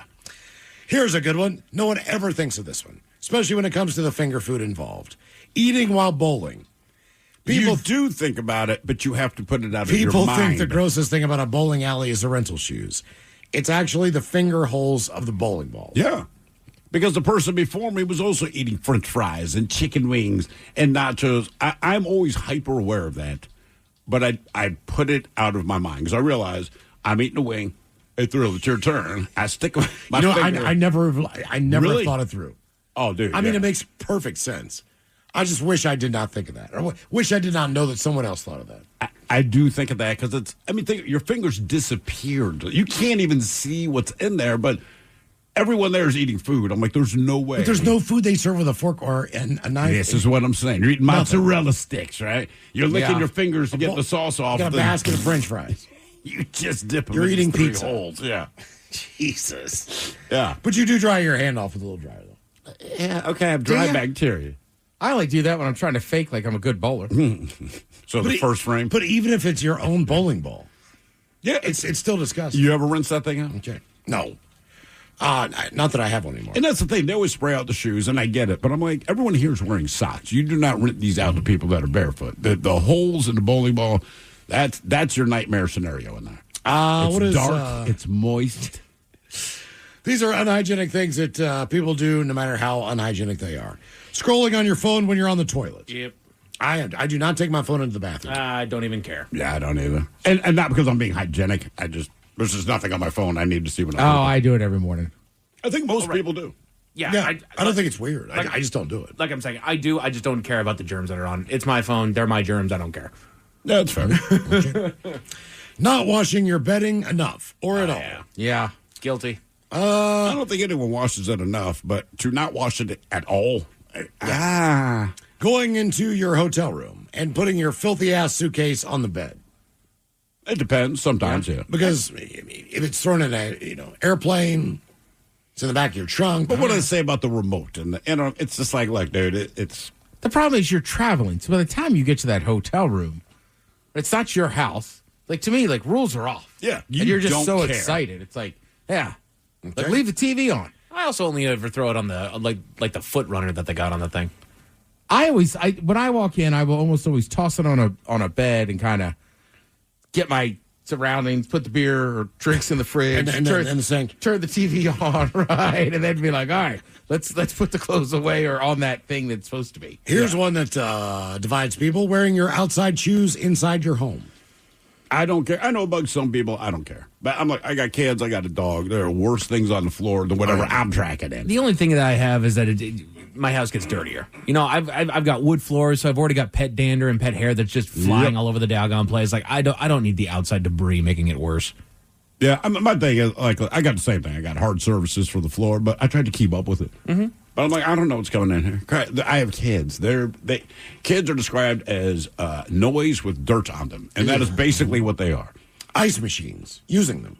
I rarely use an ice machine. Isn't the ice like really nasty? The machine can have mold, all that crap. Oh yeah. So eventually, if you don't keep the upkeep on those things, then bad things can happen. I love the ice machine. Oh, I do too. I love ice, but you're using it more to keep the beer cold. Not dropping it in your drink. drinks. Yeah. So I am actually drinking it. Yeah. So that's a big difference, especially with the mold and all that crap. Gym mats. Not having your own, using ones that are available at the gym. Typically, I don't get on the ground too much to stretch. Yeah. Typically do a standing up. There's already an issue in the gym of people not wiping down their equipment. You know, it's not just the mats; it's all the stuff. It's the benches that you're on, it's the weights that you're using. It's not that hard. I use the mats. Right, if I'm going to the gym, I'll use the mats to stretch or do certain things. But yeah, you still got to rinse it. You still got to clean them off when you're done. Yes. People who let their cats walk on their dining room tables and kitchen counters. Well, exactly. It's a cat. They say even if you have a cat, they have been everywhere, whether you realize it or not. That's right. Either you see them do it or you don't, but they've been there. Yeah. But I mean, dog normally on the floor, so you can understand the fact that dog's on the couch, but a cat. I mean, if a cat can jump to that level, that's where it's going to go. Cat's going to be wherever the cat wants to go. What else? Sticking grubby, unwashed hands in a bigger bag of snacks that's being shared with multiple people. Generally not. Don't even care. You're in my house. You're having fun with my snacks. Let's go. I'm with you. And I'm a bad host. Like, I just don't think about putting chips in the bowl. I didn't want to say anything, Ted. That's your bad hosting. I'm just saying, like at least a couple games a year, right? Like, Mike and his wife will come over. Yeah. Like, you can ask him, like, I'll make something or whatever, but, like, I might have dip out in a bowl, but, like, I'll just open a bag of Doritos and a bag of Ruffles. Like, it never dawns on me, like, and then, yeah, it generally has to be somebody else to be like, why don't you put those in a bowl, dude? I'm like, classy. I don't think about it much. My wife's on that. All right, yeah. Like, why are the chips in a bowl? They're fine in the bag. Yeah, like, is it a because holiday? 15 people are coming over. Right, is it a holiday? Yeah. Someone says touching a gas pump handle, then eating a sandwich. Yeah. I usually have a little bit of buffer, but... Well, if you're pulling over on a road trip, got to get some gas. Yeah. Then you go next door to the McDonald's and the Arby's, get a sandwich. My problem is I'm rolling diesel. I can't fuel up without having to wash my hands afterward because no matter what, smell. Does it get on you? Those diesel pumps always have diesel on them. Huh. My hands reek every time I fill my car. Okay. Targeting the source. Going anywhere where there are other people when you have a cold, the flu, COVID, especially without a mask. Someone says, people do not wash their hands ever after they pleasure themselves. Tell me one person you know who does that. Well, it depends how messy it is. Who doesn't wash their hands after? After pleasuring themselves. That's the first thing you do. For real. Okay, that's what this person says. Oh, God, that's gross. You just had a D in your hand. Wash your hands. Yeah, wash your hands. Even if it's your own. Yeah, and it's awkward. Sometimes you just got to waddle over there and you're like, Winnie the Pooh, so you're only wearing a shirt. And the shorts around your ankles. Like, come on, man. Well, is this human decency? I know. Are you washing off a lubricant? No. No, you're just washing hands. I was Mike, yeah. You just had a D in your hand. I can't fathom that. You had your D in your hand. Back to It's My House. You can put your hand in my chips. It's yours. You're not doing it to me. Is this for me to believe that now your chips have remnants of your D on it? No, all I'm saying is, Possibly. is that you said it's my house. You know, it's my phone. I get don't you. care. It's your I'm D. asking you, It's Miles your D. Montgomery. If I go over to your house and dip my hand into your chips, does it have remnants of your D on it? No. Okay. But mine's in a bowl. Well, what time did you get there? Exactly. I'm with Mike. Did it take me 2 minutes to open the door? Whatever the scenario, if I have touched it, I'm washing my hands. So you got a touch rule, no matter what. Yes. Right. Use the bathroom, wash your hands. Okay. Well, yeah. Statistically, it's the cleanest spot on your body because it doesn't really ever come into contact with nasty. I That's still wash my hands every time I touch it. Okay. Sometimes, Do you wash the whole? You don't wash it though, right? No. Just the hand. I'll clean it up. But that's always sometimes you been take my- a shower afterwards. It was It's always good been my sex. argument for the public restroom, right? So they say the two dirtiest parts in your body are your mouth, which makes sense, and your hands. So you go to the bathroom, they say to wash your hands. I'm like, in theory, either wash your hands before you go to the bathroom and touch a clean penis, or wash your penis after you touch it with your dirty hands. Just saying, if you really want to be hygienic, you should drop your D in the sink and wash that off. Who Sucks Less is coming up next. We got your emails on the way from the men's room at KISW.com. Okay, hear me out. When your plumbing backs up, I want you to think of me. That's right, the Ted Smith. Because my name means money-saving discounts. The Ted Smith is going to save you $100 when our pals at Pinky's Plumbing clean your crappy sewers. Yeah, they call me Old Sewer Smith. And that means you save. So when your plumbing backs up and things get stinky, say my name. The Ted Smith, Pinky'sPlumbing.com. When your plumbing backs up and things get stinky, call Pinkies. What kind of programs does this school have? How are the test scores? How many kids do a classroom? Homes.com knows these are all things you ask when you're home shopping as a parent. That's why each listing on Homes.com includes extensive reports on local schools, including photos, parent reviews, test scores, student-teacher ratio, school rankings, and more. The information is from multiple trusted sources and curated by Homes.com's dedicated in-house research team. It's all so you can make the right decision for your family. Homes.com. We've done your homework. Ready to explore Europe the striped way? Fly Condor Airlines nonstop to Frankfurt and connect effortlessly to most European destinations. Relax and start your vacation in comfort. Fly the striped way. Visit condor.com today and book your next adventure. This episode is brought to you by Progressive. Most of you aren't just listening right now. You're driving, cleaning, and even exercising. But what if you could be saving money by switching to Progressive? Drivers who save by switching save nearly $750 on average, and auto customers qualify for an average of 7 discounts. Multitask right now. Quote today at Progressive.com. Progressive Casualty Insurance Company and Affiliates. National average 12-month savings of $744 by new customers surveyed who saved with Progressive between June 2022 and May 2023. Potential savings will vary. Discounts not available in all states and situations. Working as a dedicated Fidelity advisor, I always ask, what's important to you? I'll look at those priorities and goals alongside your full financial picture to build a comprehensive plan designed to help grow and protect your wealth. With proactive portfolio insights and an eye on taxes, I'm here to help you make the most of your money. I'm Laura Maxwell, and I'm a dedicated Fidelity advisor. Learn more at fidelity.com/wealth. Investment minimums apply. Fidelity Brokerage Services, LLC, member NYSE, SIPC. This episode is brought to you by Progressive. Most of you aren't just listening right now. You're driving, cleaning, and even exercising. But what if you could be saving money by switching to Progressive? Drivers who save by switching save nearly $750 on average, and auto customers qualify for an average of 7 discounts. Multitask right now. Quote today at Progressive.com. Progressive Casualty Insurance Company and Affiliates. National average 12-month savings of $744 by new customers surveyed who saved with Progressive between June 2022 and May 2023.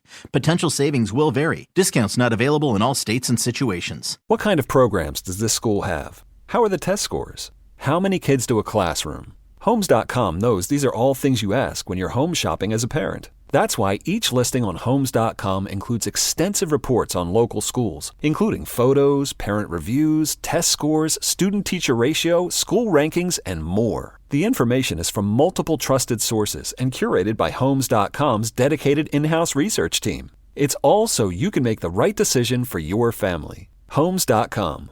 We've done your homework. With Fidelity Wealth Management, a dedicated advisor gets to know you and your goals to build a comprehensive plan to help grow and protect your wealth. Backed by a team of specialists, they'll analyze all your accounts, even the ones they don't manage, to keep an eye on taxes and provide proactive portfolio insights that can help you unlock your wealth's full potential. Learn more at fidelity.com/wealth. Investment minimums apply. Fidelity Brokerage Services, LLC. Member NYSE SIPC. We return to the men's room with Miles and Thrill. Who Sucks Less is coming up at first time for a few emails to the men's room at KISW.com. You've got mail. You've got mail. And birthdays brought to you by Men's Room Roasted Red Salsa from San Juan Salsa Company. Dip responsibly. Guys, want to wish my baby boy, Big O, a big happy 21st birthday. Be safe when you do dumbass. Mom loves you so much. Dealer's choice there for Big O. Okay. Jeez Louise! You're not God or my father or my boss. A lot of screaming. All the guys' birthday shout out to Choya Van. Here's to another trip around the sun, throwing axes and pizza. So can we get some talk about retirement and stay beautiful? Lots of love for all you guys' hard work. Retirement. Well, oh man, I can't tell you about it right now. Retirement would be awesome. A couple more years going on right now. One day Keep playing probably going to probably move down to Mexico, man. Some couple drinks on the beach. Now. I would like to.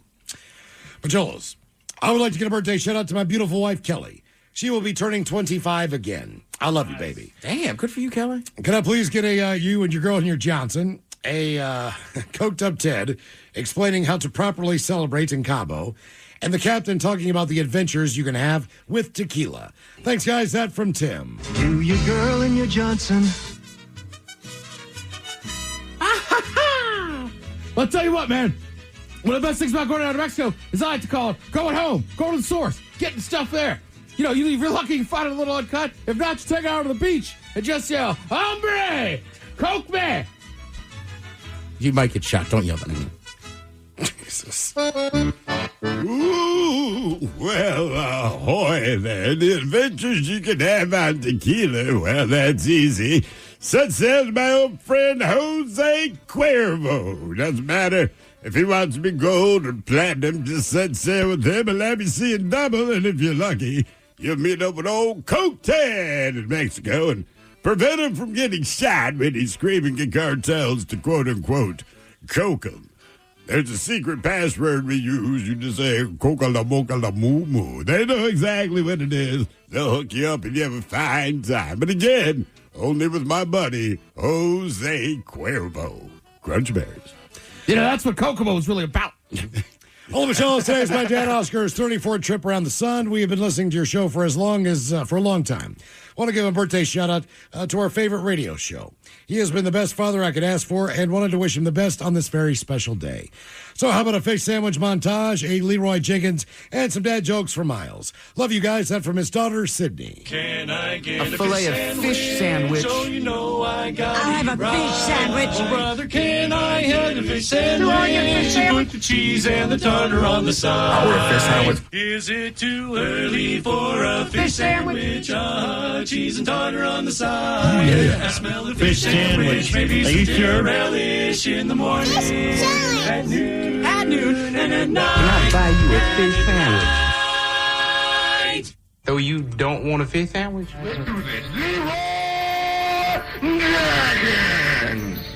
Dad jokes. All right, guys, how do you get a farm girl to like you? How do you get a farm girl to like you? Show her your tractor. A tractor. A tractor. A tractor. All right, yeah. He thinks it's sexy. Did you guys know they used to call them actually jumpolines? Oh, Till your mom got on it. That's exactly right. Till your mom got on one. Guys, my wife and I were happy for 20 years. Oh, yeah? What happened? We met.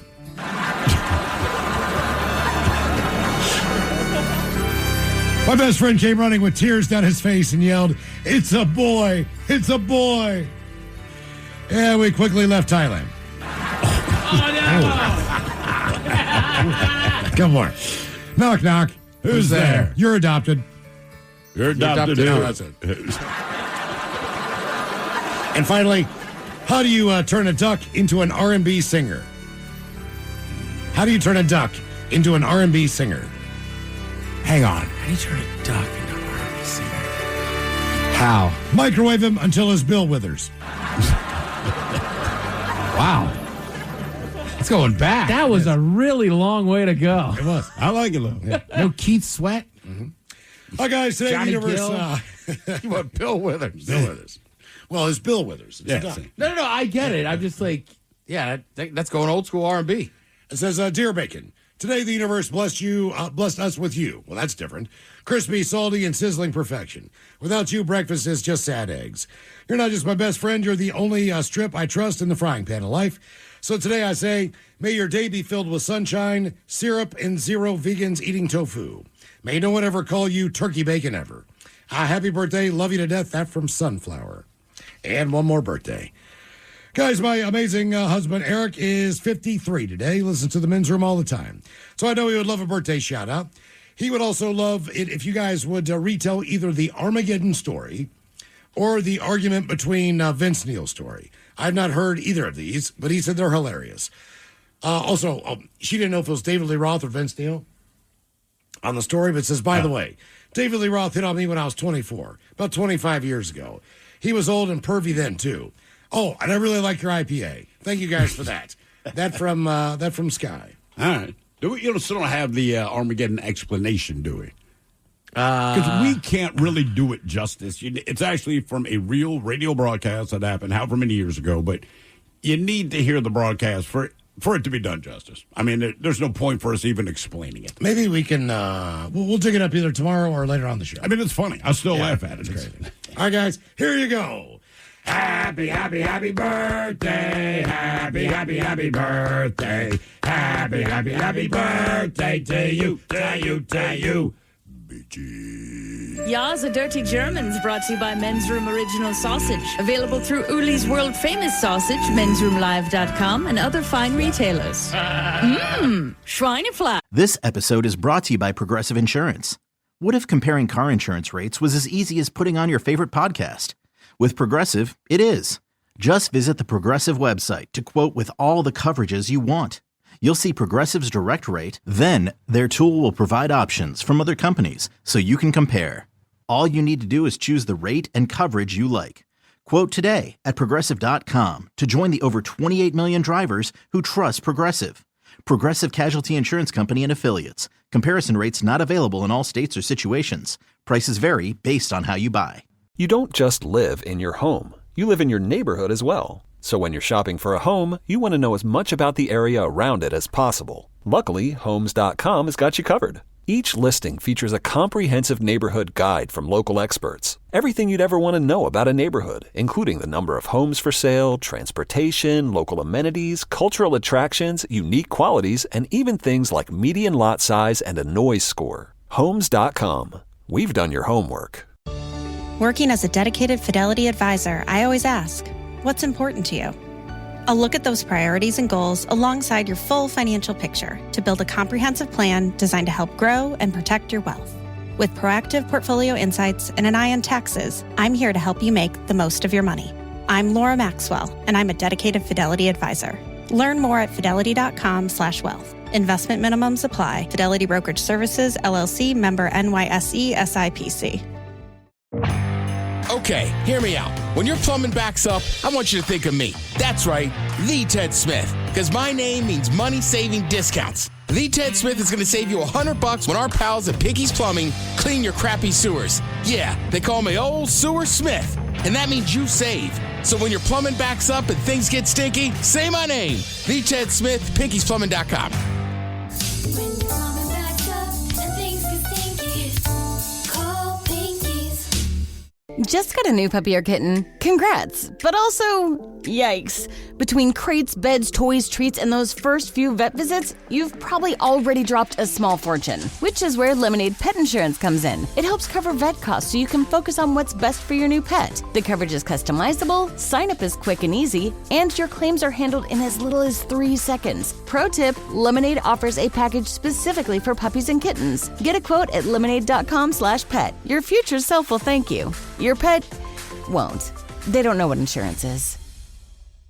Now, the men's room wants to know, who right, time for Who Sucks Less. Stephen Thrill, you bring us 3 stories from the news each and every week. They always suck, but it's up to us to determine out of those 3 stories which one sucks the least. Now, if you like KISW on Facebook or follow us on X and Instagram, the debate is already underway on Who Sucks Less. Yeah, like we said, this week's episode is Who Will Think of the Kids? And then you find out who thinks of the kids, and you're like, well, maybe not you.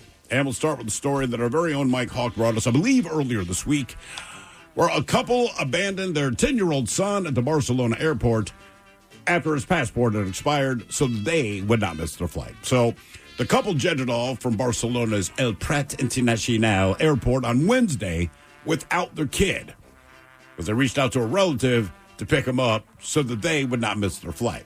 Now, an air traffic controller at the airport goes by Lillian. She made a TikTok video about the incident, slamming the young boy's parents. She claims the child was forbidden from flying as his passport has expired, and he also required a visa. I believe the kid was like 5 years old, and when you're a kid, your passport lasts 5 years. Okay, right? As an adult, it goes to 10. Anyway, the parents then decided instead of missing the flight, they get a relative to pick their son up so that they can continue their journey. But the couple's plan went awry after the airport staff found the young boy on his own, and then they alerted cops.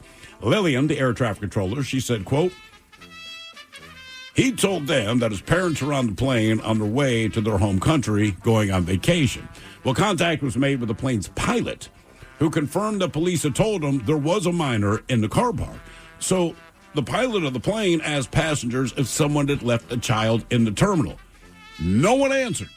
Just keep in mind, they're acknowledging, hey, someone on this flight has left their kid at the airport. Anyone flying without their kid, nobody answered. Jeez. Finally, the parents were located, and they were accompanied by another younger child, presumably another kid of theirs. So it continues on. Cops took the parents and the other child to the police station where their son, who they left behind, was waiting. Quote, they saw it as very normal. Obviously, I did not see it as normal, and the police did not see it as normal either. Lillian added, quote, how is it possible for parents to leave their 10-year-old son, to leave their 10-year-old son at the terminal because he cannot travel due to documentation issues? They called a relative, but the relative might take half an hour, about 3 hours, and they take the flight so calmly and leave their child behind. Currently, it is not known if the family of unknown nationality were charged or given some sort of caution by the police. But again, the 10-year-old kid are like, yeah, man, we're not missing this flight, homie. We're on our way. They did call the relative. The kid doesn't have a passport that's valid. And does not have a valid passport, and he also needed a visa. They left his ass there. They did travel with another child, presumably that kid's sibling, and went on the flight. The worst part to me, not even the worst part, what just makes it worse is that the pilot of the plane even says, hey, there was a kid left behind at the Barcelona airport. Are the parents on the flight? And they're just, shh, don't say anything. That's crazy. But that tells me, so the air flight controller said, well, they see it as perfectly normal. I would disagree, because when the pilot brought it up, if you see it as normal, you don't put your hand up. If you don't think you're doing anything wrong, you automatically put your hand up. Like, yeah, that's ours. They kept silent. So we know that they knew that what they did was effed up.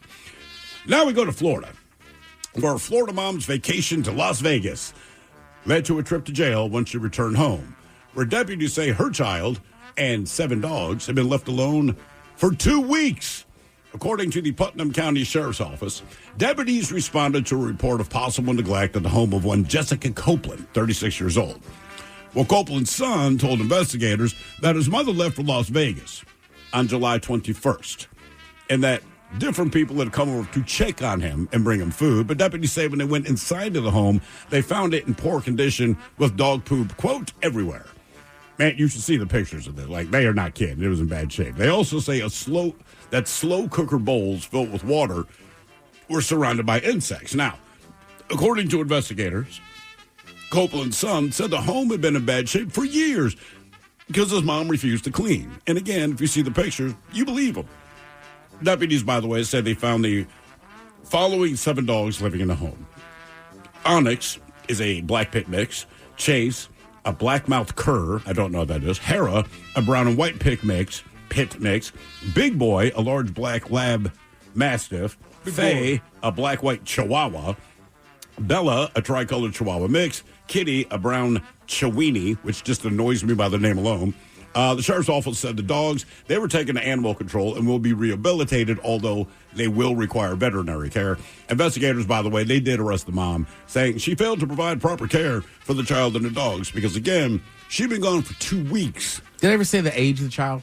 They do not say the age of the child, but at that point, you're under 15, I would guess. Well, and 2 weeks is a long time. Hell, even if the kid's 16 or 17. 3 days is my max in Vegas. That's the other thing, right? That is amazing. That is amazing. Yeah, 2 weeks in Vegas, left the kid with 7 dogs. The dogs required veterinary care. And as the kid said, Mom just doesn't do anything when she's home. I don't even know how she afforded the trip to Vegas, but I digress. And then finally, a daycare worker in Georgia.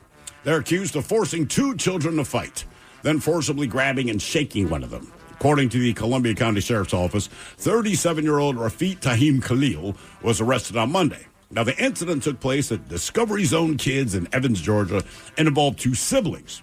So a parent told deputies that her children were upset and told her that the teacher, Ms. Khalil, made them fight. Bless you, Mike. No glitter. No glitter. The owner of the daycare provided deputies with security footage, which they say, in fact, showed that Khalil prompting the children to fight.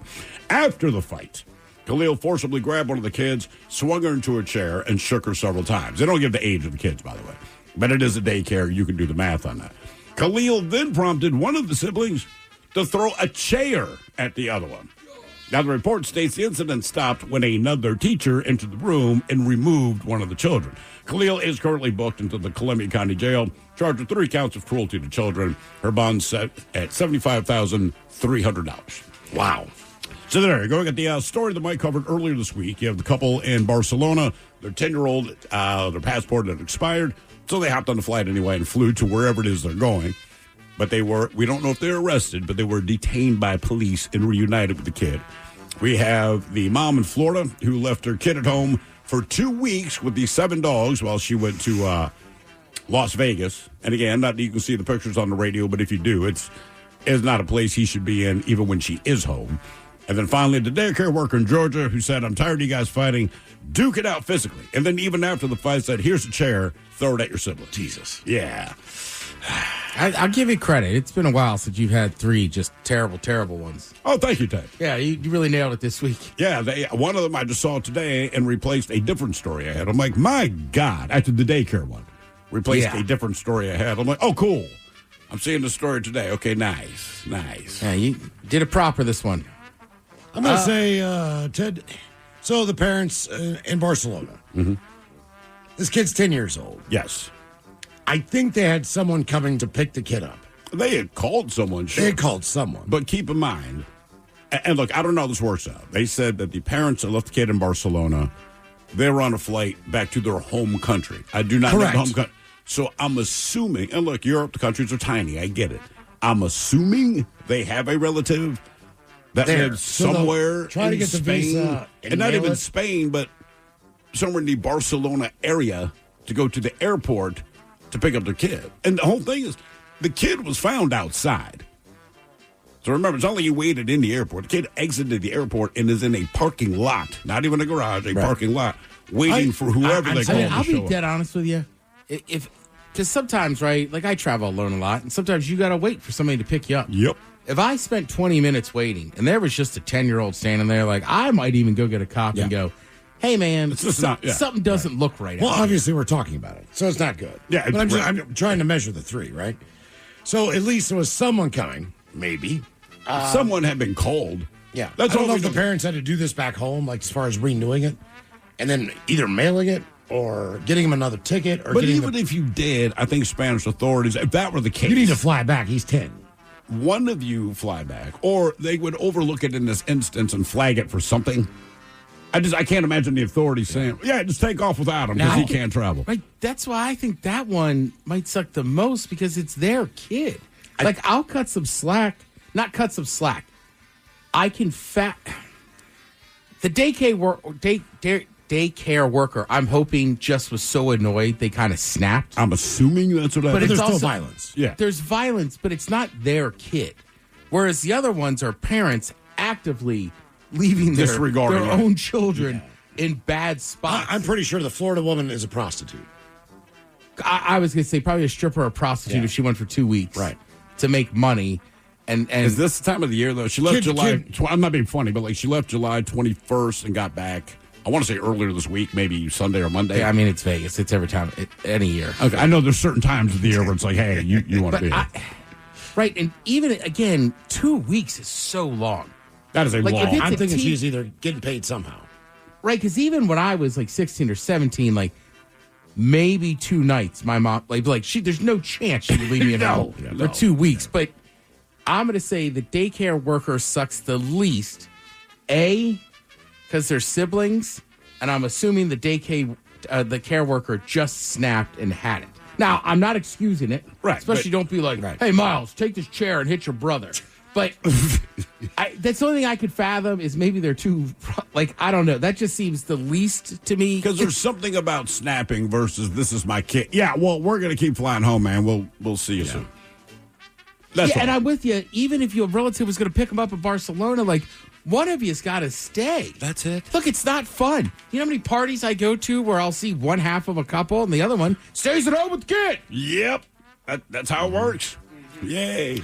Debate continues on Who Sucks Less. If you like KISW on Facebook or follow us on X and on Instagram.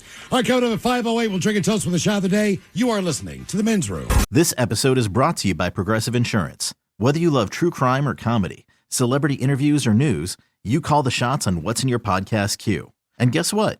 Now you can call them on your auto insurance too with the Name Your Price tool from Progressive. It works just the way it sounds. You tell Progressive how much you want to pay for car insurance, and they'll show you coverage options that fit your budget. Get your quote today at Progressive.com to join the over 28 million drivers who trust Progressive. Progressive Casualty Insurance Company and Affiliates. Price and coverage match limited by state law. You don't just live in your home. You live in your neighborhood as well. So when you're shopping for a home, you want to know as much about the area around it as possible. Luckily, Homes.com has got you covered. Each listing features a comprehensive neighborhood guide from local experts. Everything you'd ever want to know about a neighborhood, including the number of homes for sale, transportation, local amenities, cultural attractions, unique qualities, and even things like median lot size and a noise score. Homes.com. We've done your homework. With Fidelity Wealth Management, a dedicated advisor gets to know you and your goals to build a comprehensive plan to help grow and protect your wealth. Backed by a team of specialists, they'll analyze all your accounts, even the ones they don't manage, to keep an eye on taxes and provide proactive portfolio insights that can help you unlock your wealth's full potential. Learn more at fidelity.com/wealth. Investment minimums apply. Fidelity Brokerage Services, LLC. Member NYSE SIPC. Okay, hear me out. When your plumbing backs up, I want you to think of me. That's right, the Ted Smith. Because my name means money-saving discounts. The Ted Smith is going to save you $100 when our pals at Pinky's Plumbing clean your crappy sewers. Yeah, they call me Old Sewer Smith. And that means you save. So when your plumbing backs up and things get stinky, say my name. The Ted Smith, Pinky'sPlumbing.com. When your plumbing backs up and things get stinky, call Pinky's. Just got a new puppy or kitten. Congrats. But also, yikes. Between crates, beds, toys, treats, and those first few vet visits, you've probably already dropped a small fortune, which is where Lemonade Pet Insurance comes in. It helps cover vet costs so you can focus on what's best for your new pet. The coverage is customizable, sign-up is quick and easy, and your claims are handled in as little as 3 seconds. Pro tip, Lemonade offers a package specifically for puppies and kittens. Get a quote at lemonade.com/pet. Your future self will thank you. Your pet won't. They don't know what insurance is. The Men's Room returns with Miles and Thrill. Back on, it's a 5:08. We'll drink a toast with the shot of the day. And we do have your headlines all the way at 5:50. But first, quick check on Mike Hogg and some of the stories and headlines he is not working on. Well, thank you, Miles. Gen Z is starting to embrace the aesthetic of Y2K fashion. It's coming back, boys. What was Y2K fashion? I'm not So positive. late 90s? Right? Pretty much. Late 90s, early 2000s. It's just they're kind of Gen Z-ifying it. Turning it into their own to a degree, but they're... I mean, they already kind of have. Because, the big change was, in the middle aughts. You had to have skinny jeans, right? Mm-hmm. Now they find them to be an ick. Right. It's well, we didn't want to wear them. Now, they kind of got baggier. I don't know, every girl I see in her early 20s seems to have baggy jeans on now. My son and all his friends are rocking jorts and think they are the greatest. Oh, yeah, my God. That's awesome. Oh, yeah. And they're like, dude, these are awesome. And I'm like, yeah, okay, man. I mean, look, anything that's been invented, it comes back. A little while ago, everyone was rocking the bell bottoms and the big sunglasses. Like, I get it. Yep. Just keeps coming back around. But it has its own little flair to it as well. Sure. You always do something a little I'd different. rather wear jorts than jeans. At least it's comfortable. I like shorts. It can be. It can be. Yeah. The only thing is, I'm not giving up my ankle socks. Nah, I'm with you. I like the ankle socks. I'm Much not more bending on comfort. that one. Yeah, and and I have short, thick legs. If I wear mid-calf socks, I'm gonna look even shorter. Yeah. Also, cargo shorts. They're kind of back. I like those. I'm a huge fan I of know cargo people knock shorts. on them, but I love them. No, I think you can wear them again, dude. Honestly. Hell yeah. I always wear them. Yeah. I mean, for me, it's convenience. I'm like, look, I got crap in my pockets, dude. Same. Unfortunately, I just become a pack mule for the wife. We'll go on walks and whatnot. Here, put this in your pack. That will never change. No matter what you're wearing. Yeah. No matter what you're wearing. No matter. Well, what's the old joke? Hold all my stuff so I can go make friends. Right. After analyzing several lump charcoal brands in the U.S., scientists found every single one of them contained a mislabeling of ingredients. Sure, I can believe that. Undeclared woods that were in there, different compounds and whatnot. So, I mean, all the undeclared stuff. undeclared. Depending what the product is, I'm like, come on, man. You know, it's Right. an undeclared wood. I'm like, sure, dude, it's charcoal. We had to think about the undeclared milk in butter. Right. Because there's a faction of people out there that don't understand how butter is made. And I go, like, why do we have to bow down to the dumbest? Yeah. It's butter, man. There's going to be milk in there. Even if it doesn't say it on the ingredients, just know I'm with you. that that's part of it. Start doing your own doggone research. I mean, they'd be like, well, Take a little bit more control of your lives. I bought Jif and it didn't say it's made with peanuts. It's like, right, that's a mislabel, but also it's peanut butter, man. Right. Just make the assumption. Come on. Charcoal's charcoal. Yeah. Like, oh, there's wood in it. It's like, well, I'm burning it. Exactly. Yeah, but they didn't tell you what kind of wood. Mike, have That's you- where the mislabel is, see? Have you tried the Miller Lite charcoal yet? I don't have a charcoal grill, Ted. Oh, all right. Our buddy Sean does. So he should do that. Yeah. I mean, is it flavored just like beer? I that don't the know. idea? That's the whole point. Mike and I are just idiots, and we're both like, well, I thought Well, about I mean- buying it, but it's like, why? Why? I mean, if they had Kentucky Fried Chicken flavored charcoal briquettes. If it's going That to would make make it sense. taste Yeah, like it, that's what I'm saying. Like, is it going to taste like beer? Is it going to taste like chicken? Is it Right. gonna But I've never grilled a burger and been like, be better if it tasted like beer. But Right. I like Miller Lite enough when I saw the brand. I was like, oh, maybe I should get some.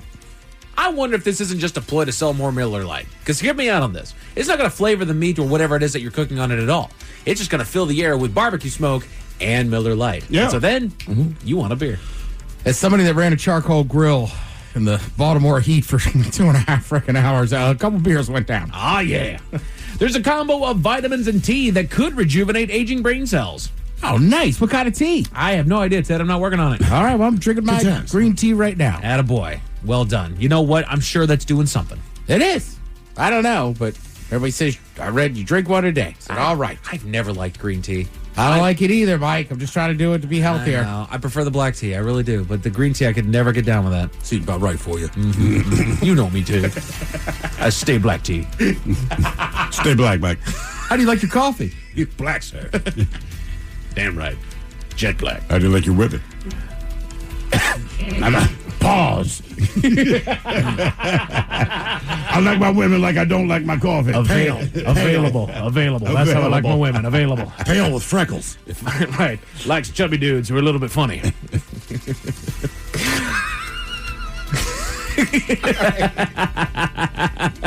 Beyond that, I don't give a damn. Cockatoos know 30 distinct dance moves. More bird facts. I'm bringing it back. good. Nice. I don't know which ones. I don't know if they're doing like the mashed They're potato. doing the cabbage patch out here. Well, it's easy to program anything to some fake thing.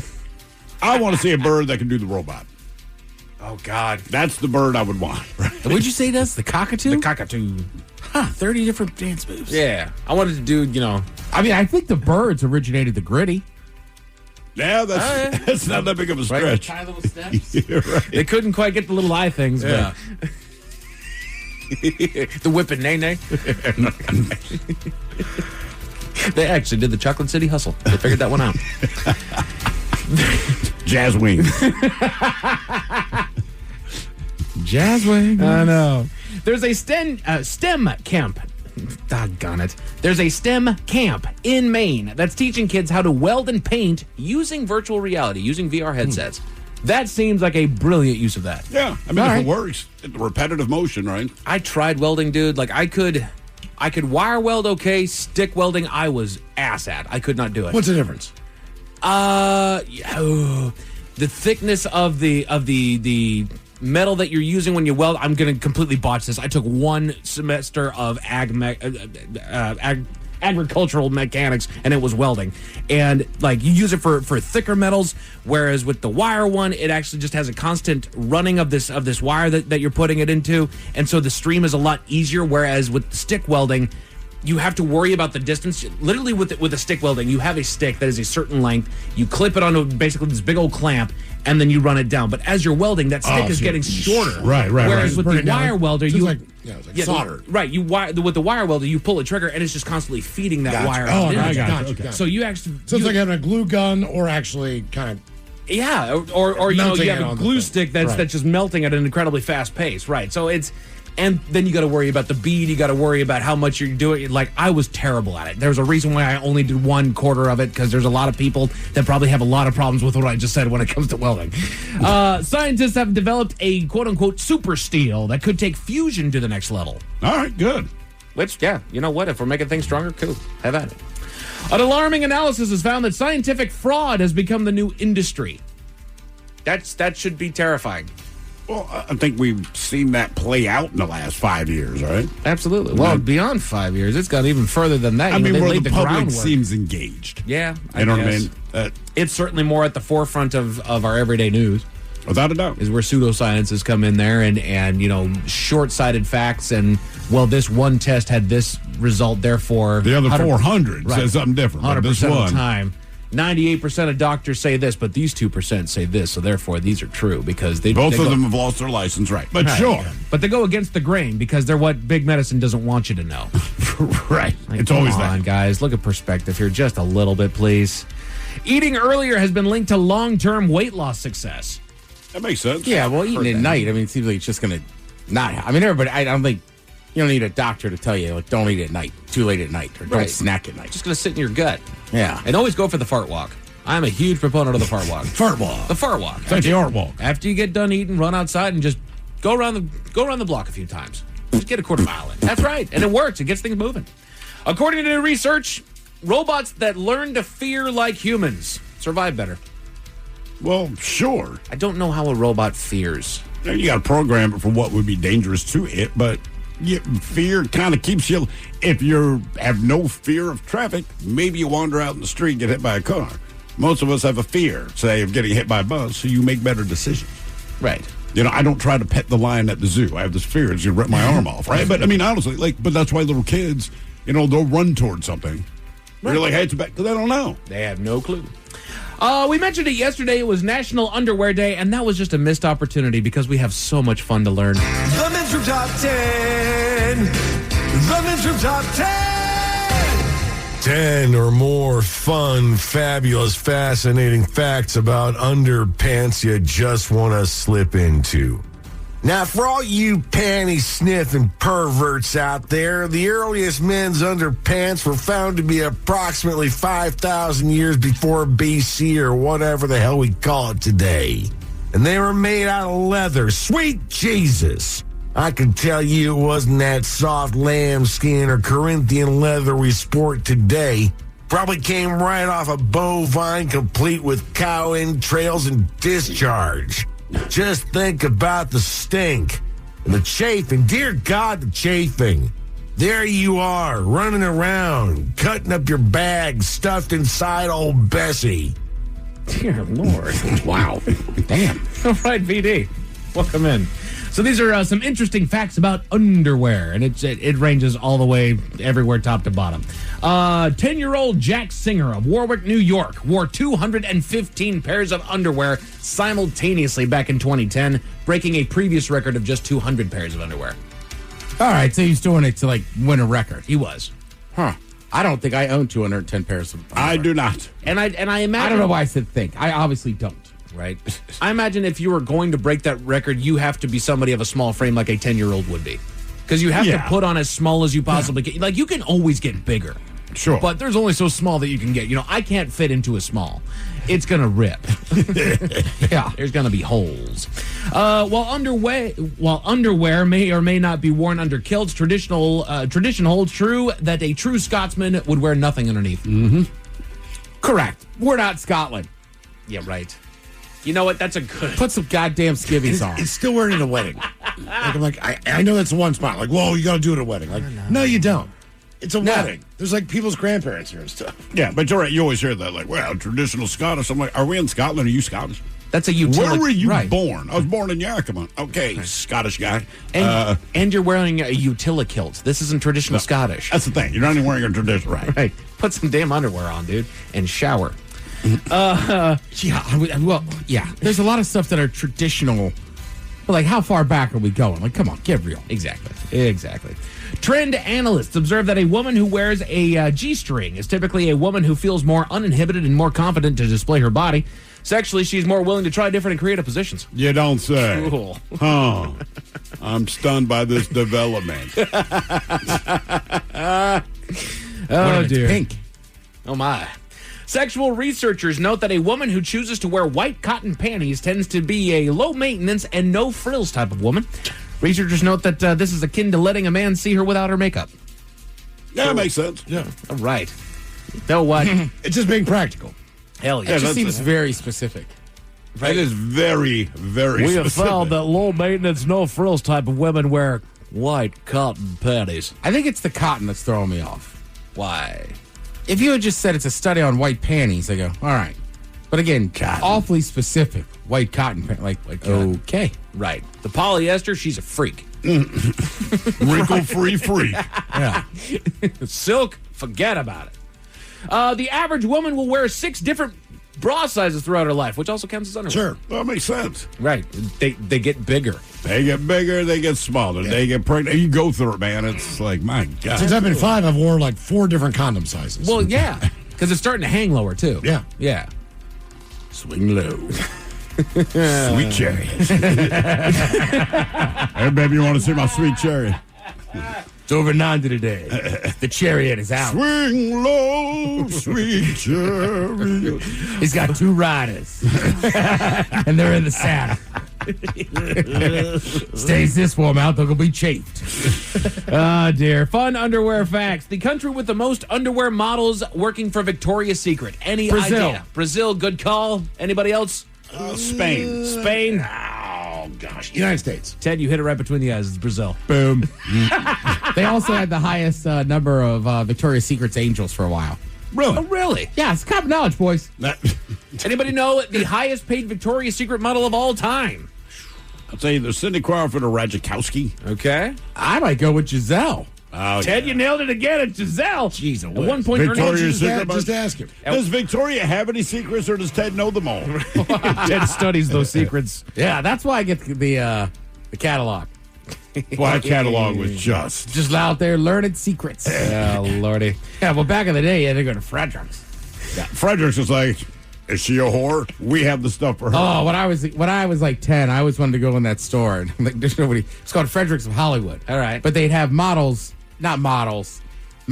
wearing the lingerie. So right when you're about that age, you realize you like that stuff. But like, it was like, we got to go in there for some reason. And we're like, no, we're not. I'm not taking a 10-year-old boy to that store. Like man. Victoria's Secret says, like, hey, do you want to feel sexy? And you go, cool.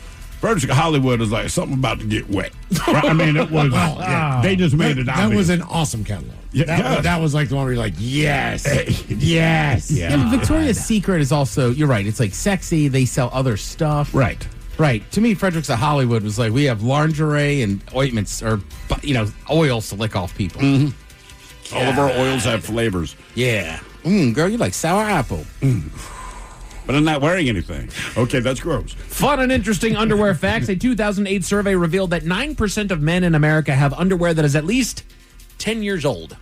I got like 2 pair like that, yeah. 15% own underwear that is between 5 to 9 years old. Yeah, I'm with Thrill. Are they Under Armour? You know what? Actually, they're not. They're officio. Oh, yeah. Right, but that's the other one. Ex officio, right? Yeah. I mean, they just last. They ain't stained and they last. That's right. I got a run of Amazon underwear that's actually pretty good. The problem is that some of the designs make me feel a little younger. Yeah. A little too younger. Told you, I'm a little out of pocket today. I'm wearing red ones. That's right. And I was telling Mike, I just caught myself in the bathroom mirror just in my red boxer briefs. They're brand new. I never wore them. I'm just like, ooh, my red underwear guy? I got dogs on skateboards. Oh, nice. Okay. Like I said, I feel younger. Mine are just like how dogs on skateboards. Yeah. Well, if they had adult underoos, you probably buy them. Dogs? Look at that. Dogs on skateboards. They are dogs on skateboards. Yeah. I will be damned. See, look at that, man. I'm red today. I'm like, Wow, that is a bright red. I know. feeling sexy today. That's like Santa underwear. Go Terps. Ho, ho, ho. Yeah. After police right here in Colfax, Washington, arrested Greg Flaherty for hanging around an apartment laundry room, they discovered he had stolen over 1,613 pairs of women's underwear. Jesus. And then what do you do? From their places or from like stores? Probably from the laundry. Yeah, from the laundry room. They were hanging out in. Oh, Jesus. I mean, what do you do? Have you ever moved someone's laundry over? The last place I lived in Baltimore, we had a shared laundry room. It's only one washer, one dryer. And there's a woman that lived upstairs. She seemed conservative, but one time I had to move her laundry over to the dryer so I could start my wash. She was a little less conservative than I thought. Okay. I mean, like damn, man. Okay. Sweet. I see what you got going on. Jeez. Yeah, I was in somebody's shower, and the wife was like, oh, my God, I'm so embarrassed after I got out. And I was like, why? And she's like, I left the bottom of my bathing suit in there. I was like, yeah, I noticed. I just kind of kicked it with my foot.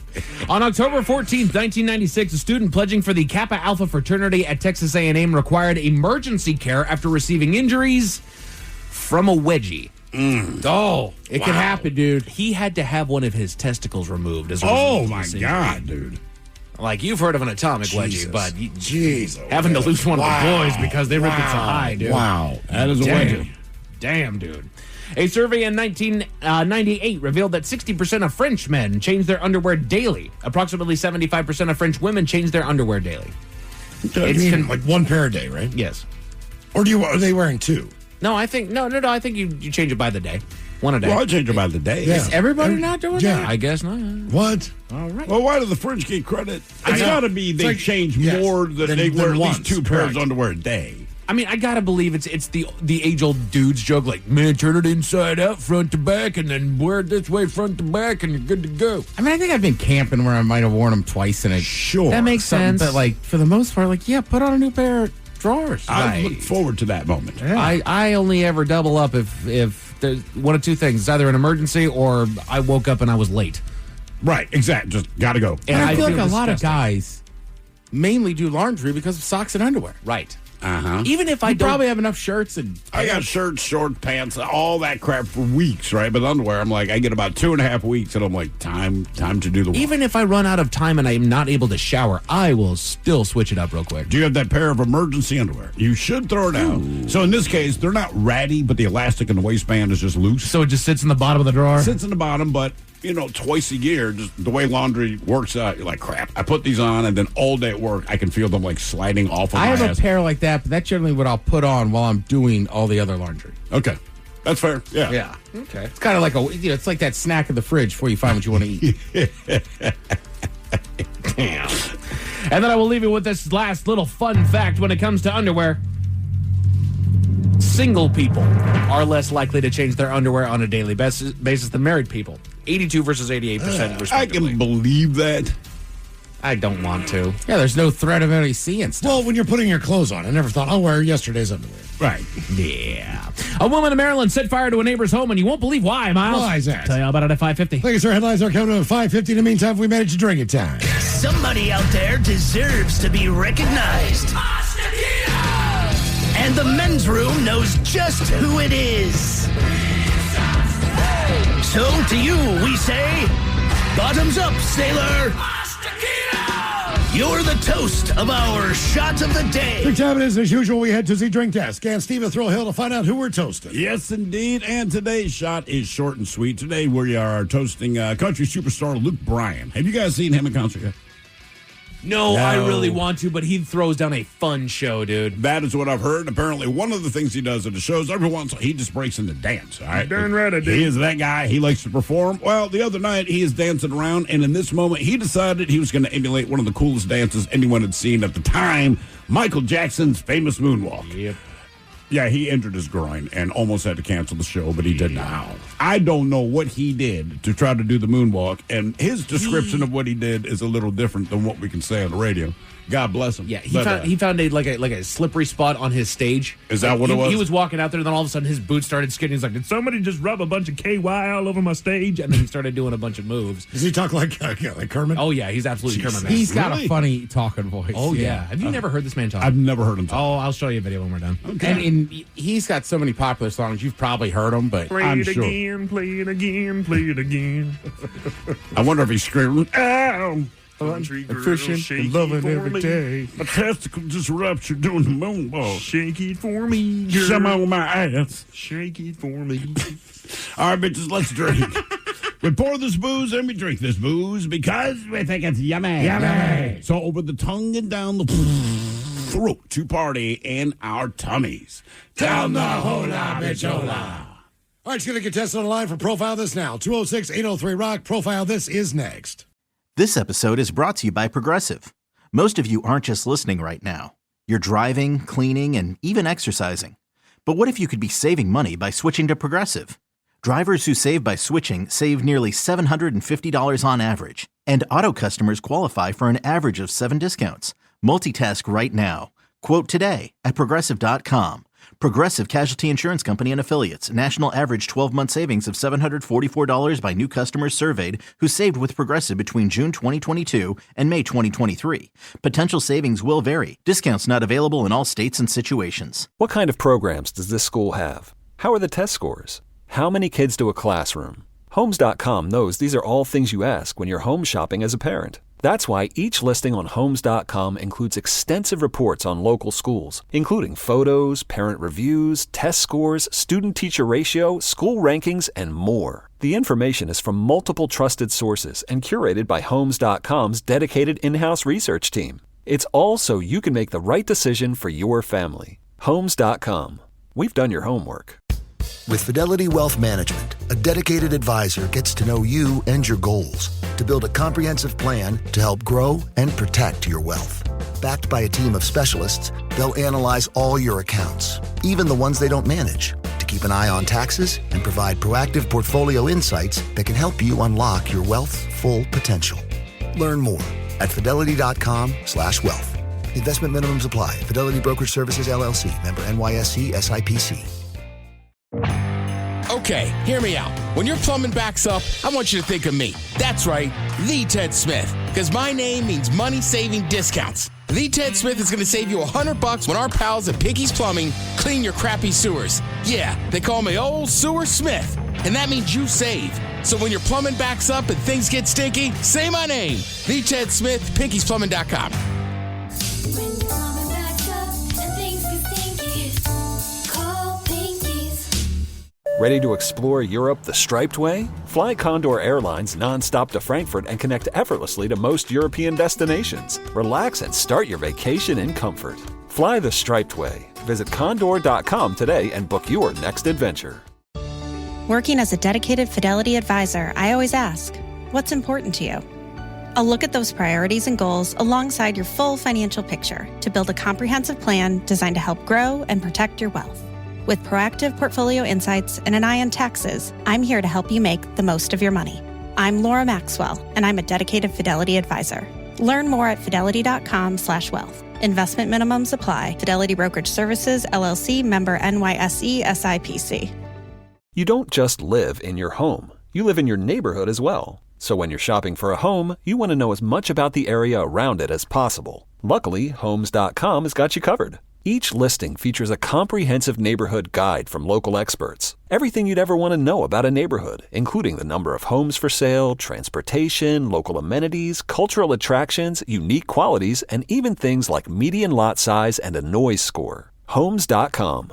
We've done your homework. If you're an experienced pet owner, you already know that having a pet is 25% belly rubs, 25% yelling, drop it, and 50% groaning at the bill from every pet visit. Which is why Lemonade Pet Insurance is tailor-made for your pet and can save you up to 90% on vet bills. It can help cover checkups, emergencies, diagnostics, basically all the stuff that makes your bank account get nervous. Claims are filed super easily through the Lemonade app, and half get settled instantly. Get a quote at lemonade.com/pet, and they'll help cover the vet bill for whatever your pet swallowed after you yelled, drop it. The Men's Room presents Profile This. And Stephen Throwhill, can you please tell everyone how Profile This is played? I sure can, Miles. It's a simple game where we share with you a real-life news story, something that happened right here on planet Earth. Earth. And as you listen to the story, based on the stereotypes you believe to be true of people and the decisions that people make, we'll ask you what it is you think makes the story a story. Hello, Jordan. Welcome to the Men's Room. What up, bitches? Hola. All right, Jordan, you understand how this here game is played? Oh, yes. I called in yesterday. Hopefully I win today. All right, fantastic. I thought you did. We were debating. Did he call in yesterday? All right, Jordan, well, today you have your choice of one of three categories. Unfortunately for you, no drugs today. Today we offer you Animalize This, where you guess the animal responsible for causing the problem.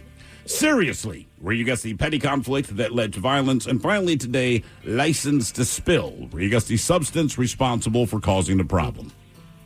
Let's go License to Spill.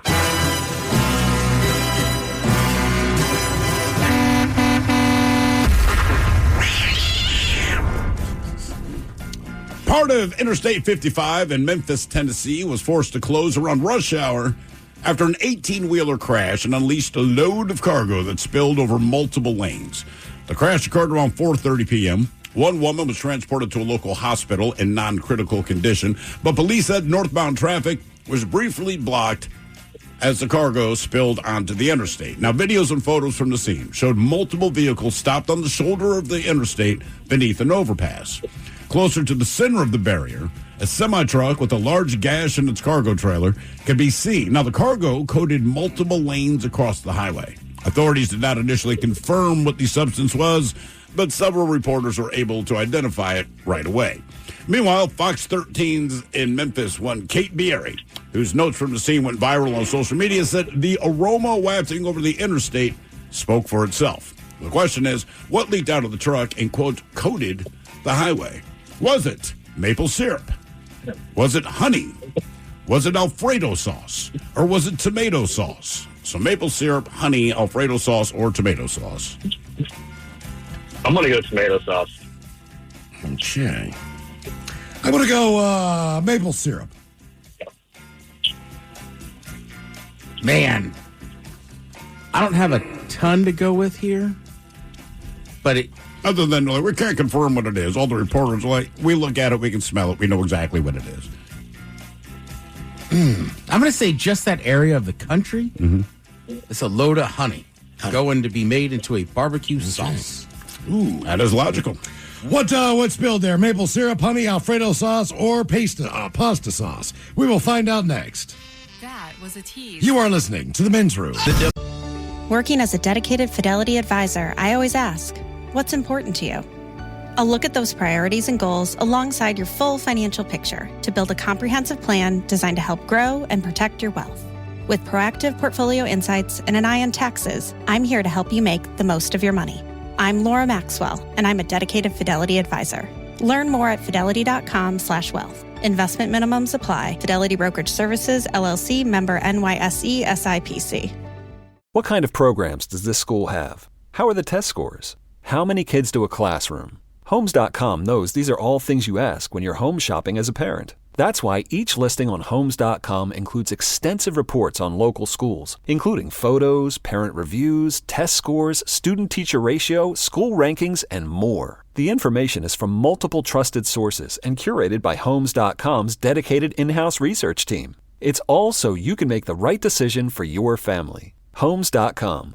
We've done your homework. If you're an experienced pet owner, you already know that having a pet is 25% belly rubs, 25% yelling, drop it, and 50% groaning at the bill from every pet visit. Which is why Lemonade Pet Insurance is tailor-made for your pet and can save you up to 90% on vet bills. It can help cover checkups, emergencies, diagnostics, basically all the stuff that makes your bank account get nervous. Claims are filed super easily through the Lemonade app, and half get settled instantly. Get a quote at lemonade.com/pet, and they'll help cover the vet bill for whatever your pet swallowed after you yelled, drop it. Debauchery rolls on. You're listening to The Men's Room with Miles and Thrill. 99.9 KISW. Category is a license to spill on profile. This I-55 in Tennessee had to close after an 18-wheeler crashed. Cargo covered multiple lanes. Question is, what spilled all over the road? Maple syrup, honey, Alfredo sauce, or tomato sauce? And Jordan, that is the question that we posed to you. Let us start with Jordan. You went with tomato sauce, not tomato sauce. I mean, any guess is as good as another one. Based on the reports, like, we're looking at it, we can smell it, we recognize what it is. Miles Montgomery, you went with maple syrup. It was not maple syrup. Ted, you had the best logic. It's Memphis. Yep. They do all the hot chicken and everything else. You went with honey. Oh, come on. Alfredo sauce. Get believe out it of or here. not. Yeah, really. I did not realize there were It had just a smell? truckloads of loose Alfredo sauce. Does it have a smell? They got the Parmesan cream. Yeah. Right, you got Apparently cream it that's does. just sitting out there out in the middle of everything. Okay. That is weird. I would never think Alfredo sauce would come in a tanker. No, me neither. Where are they filling it up? Olive Garden. I don't know. Yeah, but there you go. Put That's right why in it's there with weird. the to me. breadsticks and everything else. Just fill it up right here. Not for all TV. Would you scoop any out? The stuff on the top. I mean, sure. if it's like 6 inches deep and you could get a scoop If without I had a touching the breadstick, bread. If I had a breadstick, if I had a you dip that bad breadstick, boy I in there? absolutely would. I'm not going to lie. Yes. It's already heated. when Yeah, you that's eat what I it. mean. So it's not going to be bad on the hot summer sun. I'm decided to eat breadsticks. They already warmed it up. God damn it. I don't know how I got sick. Not for all TV news all the time. Time for TV Time with Ted. And now, because your pathetic life is confined to countless hours in front of a talking box, the Men's Room presents TV Time with Ted. All right, your choices today. You got the Jimmy. Fallon and Kibble. Stephen Colbert, Seth Meyers, or Ted Smith. Is it Ted or is it late? It is right there. The Title Ace guys have teams of talented writers come over their monologues each and every night. It is up to you to determine, is this an actual late night joke and from whom, or could it be a The Ted Smith original? The diner chain IHOP has come out with a luxe version of their Dubai chocolate pancakes, which will be the most expensive pancake the restaurant has ever served. That's right. These are $2. Myers. Fallon. That's Seth. Right. The diner chain IHOP has unveiled a luxe version of its Dubai chocolate pancakes, which will be the most expensive pancake that the restaurant has ever served. That's right. These are $2. Anybody had that chocolate yet? I have. What separates it? What's the? I mean, The filling is green. I think it's like a pistachio thing, but like a real authentic one from Dubai costs like $30 or $40. wow. Like everything in Dubai. So, some people say it's great. There's like knockoff versions too. I still haven't tried it. Yeah. Scientists are combating malaria by genetically engineering a lethal mosquito STD. So now when I get bit, I don't have to worry about malaria, just mosquito herpes. You had an ethical duty to inform me so I can inform my lovers. Colbert. Yeah, Colbert. That's Colbert. Scientists have genetically engineered a lethal mosquito STD to combat malaria. Great. Now when I get a bite, I don't have to worry about malaria, just mosquito herpes. You had an ethical duty to inform me so I can inform my lovers. A new fitness studio recently opened in California called Killer Fitness. It specializes in horror-themed workouts. If you're wondering what makes them horror-themed, it's a workout class. Ted Smith. The Ted Smith. Seth Meyers. Damn A it. new fitness studio recently opened in California called Killer Fitness that specializes in horror-themed workout classes. If you're wondering what makes them horror-themed, they're workout classes. I actually heard that the founder learned how to work out in prison. That's why it's called the, killer workout. Oh, yeah. All right. Kill a man. Kill a man. All right, look, we messed up. All right, Mike. A breakthrough discovery shows that moths listen to plants. Scientists hypothesized that this was the case after observing that moths always get plants exactly what they wanted for their birthdays. It's either Myers or Colbert. I hope it's you. Colbert. Colbert. A breakthrough discovery shows that moths listen to plants. Scientists hypothesized that this was the case after observing that moths always got plants exactly what they wanted for their birthdays. The Walt Disney Company bought the NFL Network and the NFL's very popular Red Zone channel, which is famous for 7 hours of commercial-free football. Now I hope you're ready for 7 hours of commercial-filled football. Dean Ted Smith. Yes. All right, that is me. Yeah, but you're not wrong. I've thought about telling it, now I hope you're ready for 7 hours commercial-free filled football. Mouse got to eat. Scott Hansen. You're out, buddy. Hello. I can't believe that touchdown. Anyhow, you guys been about parks? That would be weird if the mouse was just in there with Scott Hansen. The only big change I saw is that Adam Schefter now is going to be a part of it. So there'll be. I thought he was already doing. If I remember this right, so Red Zone, like either you had Xfinity or like DirecTV or something, and I want to say Hansen was on the cable side of things, and Schefter, if I remember correctly, was on the satellite. Not Schefter. Who was it? Who was the other freaking guy? Someone we know. Andrew Siciliano. Siciliano. He's the guy with the ears, right? He does have pronounced ears, yes. Yeah, okay, well, that's how I remember him. I like Siciliano. I do too. Back in the day, he was like the producer that would do like little sports minutes on Fox Sports for JT the Brick. Yeah. So I just like seeing how far up that guy's worked up the ladder. You think Siciliano's Italian? I do. Yeah. Throwing it out there. Yeah. But so last year, people will notice towards the end of the season, they finally started putting commercials into Red Zone. But again, it was a split screen. It did not bug me that much. Now, part of Red Zone is you kind of get locked in on Scott Hansen. Yes. So I don't know how much he's going to cut to Adam Schefter, but I'm assuming it'll be like injury and fantasy updates. I don't know. That's kind of part of the thing. Like, I just like Scott there. That's what I mean. I don't want to hear about all the other stuff. No. Right. That's why you're kind of watching the Red point Zone. of watching. You just want to watch the action. Right. ESPN will fill me in on all of that stuff, your fantasy. And like If someone's fantasy, hurt, take me to the game. And they'll tell you. Scott Hansen tell you, he left the game because this happened. We're done. Back to the game. Correct. That's all I want. Also, part of it is just his excitement level, and you could just tell how much he loves ball. Oh God! So like when he's got he's already in, or when he starts directing, like take me to the Ravens game or take me to the Seahawks game, like something awesome is happening. And then I also like it when he's just dumbfounded. Who was it? The Raiders? Then they lose a game. Was that last year or 2 years ago? It was like an interception on like the last play of the game. Something stupid, yeah. Yeah, and just him being like, I have never seen anything like this. Like he's basically stopped short of being like, this organization sucks. All right, do you guys recognize the name of an actress named Jamie Gertz? Yeah. Yes. She was big in the 80s. She was a brunette. She always played like somebody's girlfriend, whether it was TV or like 80s movies. She was, I want to say Jason, what was the guy's name in Lost Boys? Jason Patrick? Patrick, yeah. That was his girlfriend in that. Yes. Long, brunette, curly hair. I don't know why I remember that. Right. Now it's kind of straight black hair. I remember her from Twister. Yep. She was the new wife that was kind of buttoned up and didn't like all the adventure and everything. So the thing is, you would know her from a bunch of stuff, right? 16 Candles, you mentioned Lost Boys, Less Than Zero. So she never really became like the lead role, but she was in a ton of roles. Mm-hmm. Well, now they're just saying like she might be the richest woman in Hollywood. She even owns the NBA's Atlanta Hawks. What? So here's the deal. In 86, she meets a guy named Tony Ressler. They got married in 89. Now he's an entrepreneur. He's now worth $13.8 billion. Damn. But I also like her. Like she's like, look, this isn't why I married the guy. She went, everyone thinks I married a rich guy, but I made more money. Way more money than Tony when I met him. Sure. She was already an actress. She's like, I paid for the first house. I paid for our vacations. I married him because I was in love with him. Well, then he like a normal person. Yeah. Correct.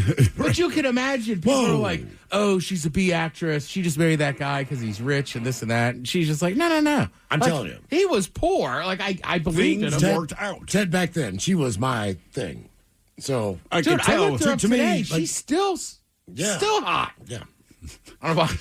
Okay. I mean, to me, she was like Demi Moore. They were like all in that pack. I mean, she was part of those movies. But yeah, 10 degrees. Yeah. I did not recognize her name when I Googled it today. I was like, oh, yeah. But you remembered her, right? Oh, I remember her from And she's Twister. 60. Yeah.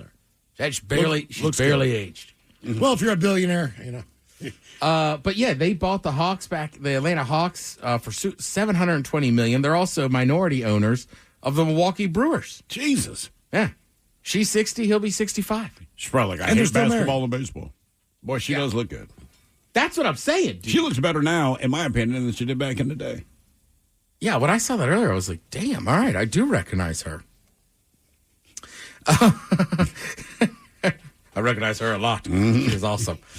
Let's see. John Oliver was asked to give his take on Jay Leno's comment about late night hosts not talking politics, not taking political sides. I like this. John Oliver just replied, I'm going to take a hard pass on taking comedic advice from Jay Leno. Yeah. Jay Leno's he's a comedian who's very successful without ever having been funny. Well, also, I mean, right, he screwed over Letterman, then he did it again to Conan. Yep.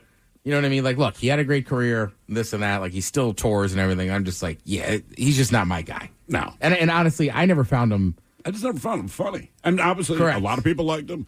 Good for them. It never moved my needle, you know? I still really wonder what would have happened, A, if they had given Letterman that show, but B, you know, what was the famous woman? She ended Joan up Rivers. Joan Rivers. Like, when I was a kid, she was the guest host a ton. Always. And I want to say Leno almost pushed her out, too. But, like, that would have been interesting to see way back in the day if they had taken a chance and been like, all right, give it to Joan. Well, the thing is, like, it's groundbreaking, it's a woman. That would have been true, but no one really approached it like that with her. It was just Joan Rivers. Right, She her was comic funny, chops were that good. and she'd hosted so many times, it wouldn't have been a big transition. Correct. It's like you're a backup quarterback going into the game because the starter went down with an injury. It's like, it doesn't surprise it, and when it makes sense, that's why they're there, kind of thing. Right, like, I find Wanda Sykes to be a very good comedian. It doesn't matter that she's a woman or whatever, you know what I mean? She's just a funny comedian. So, yeah. And frankly, sometimes, too, when it comes down to stuff on men versus men and women, there's some female comics who are hilarious.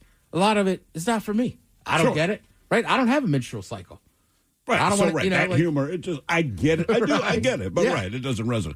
Like, was it Margaret Cho versus Nikki Glaser? Nikki Glaser, I laugh out loud. I think she's hysterical. Even if she talks about female stuff, she does it in a way where she almost like insults you as a guy, like, you're not really going to get this, which makes it Correct. funnier.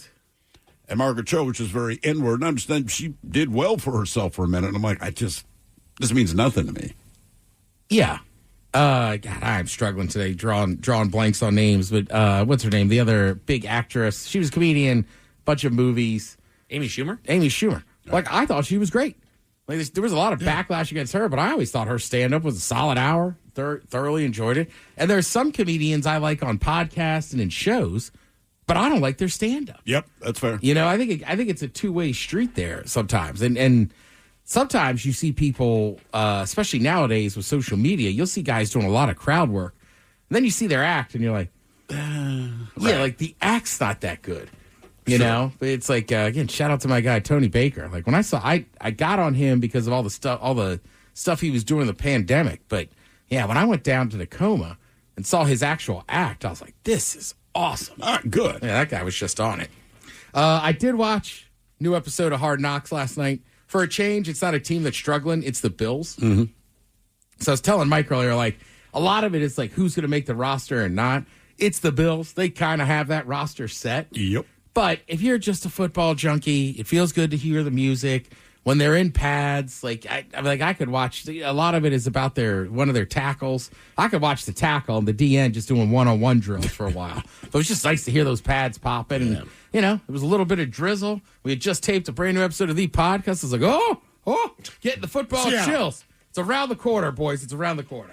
Thank you, Tim. We appreciate it. You're listening to The Men's Room. The Men's Room returns with Miles and Thrill. Now, let's see what's happening in the real world. All right, here we go to Colorado, where black bears are crawling out of manholes on the street.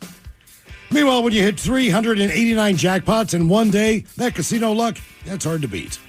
Woman orders off of Amazon and finds the delivery man in her bedroom shucking the corn. To Maryland, where because of $7, a true idiot was born. And a Florida man believes he was listening to God, or he was on drugs. It's time for your headlines. Now, it's time to hit the headlines. Here's my car. Top story, we go to Salisbury, Maryland, where a woman sought justice. She was at a neighbor's home whom she had known for some time, and the two launched into a conversation that quickly turned confrontational. The neighbor owed the woman some money, and given that she hadn't received it yet, she took matters into her own hands and confronted the neighbor. But it was all in vain, and she left without the money that she was owed. But she wasn't about to let it go that easily. No. She came back at a later time and doused the neighbor's front door and porch with gasoline before lighting it on fire and fleeing on a bicycle.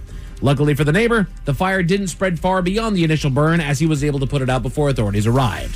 What's more is surveillance footage captured the whole incident on tape, giving them the evidence that they need to lock up the woman, who did it all because he owed her $7. $7? Damn. $7. It's all it Salisbury. I want my $7.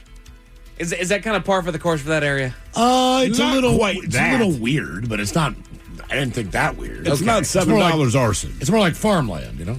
Oh, gotcha. Chicken. Salisbury plants. is like, 30, 40 minutes before you hit the beaches. Okay. It's on the Eastern Shore. It's obviously the biggest city on the Eastern Shore of Maryland, but there's a university there. But Miles is right. It's just a strange little town. It is. Or city. Because, I know one guy from there, but generally you just drive through it, or now they've rerouted Route 50. You don't even have to drive through it anymore. Oh, so it's going downhill. That doesn't shock me. Okay. There's two parts of that town. There's one side that definitely would happen. Okay. $7. $7. In other news, we go over to Spain. Well, one woman has sworn off of Amazon. We talked about her earlier today. She went to the online retailer to buy a simple can of mosquito repellent. When the courier arrived at her property, she buzzed him through the gate and told him to wait for her before coming into the door. She took a quick trip to the bathroom. Side note, rude. Okay, you're having him wait outside. Don't stop at the bathroom on your way to open it up. Then went to greet the courier, only to find him already not only in her home, but in her bedroom, allegedly having at himself. He turned to face her with his hand in his shorts, which were wet, before scrambling out after she demanded that he leave. What's more is that there was an issue with registering the package, prompting a return visit from the same courier the very next day, as well as the colleague that he was with at the time of the incident. She informed him that she had called the authorities about the incident and turned over surveillance images. Police had also come by to pick up a sample that was left behind at the scene. She issued a complaint to Amazon, who insists that the courier was not one of their employees, but a contractor from a local seller. Still, whose behalf was he delivering? Correct.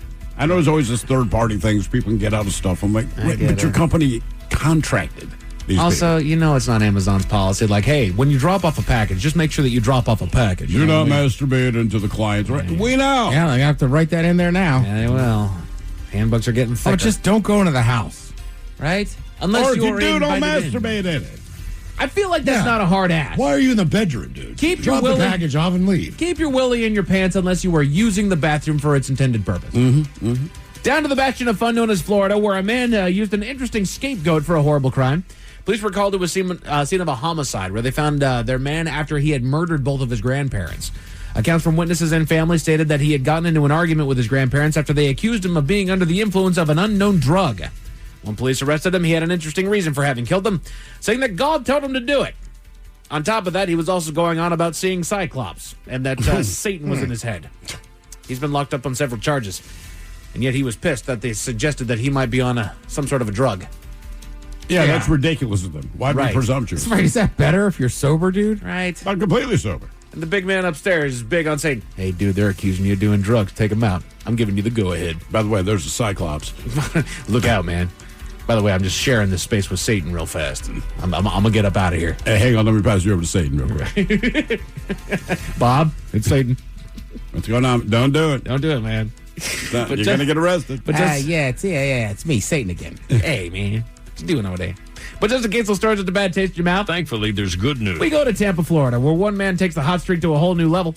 He was enjoying a day inside of a Seminole Hard Rock Hotel and Casino, playing various machines when he found himself the lucky winner of the Lock-It Link slot machines jackpot of $170,000.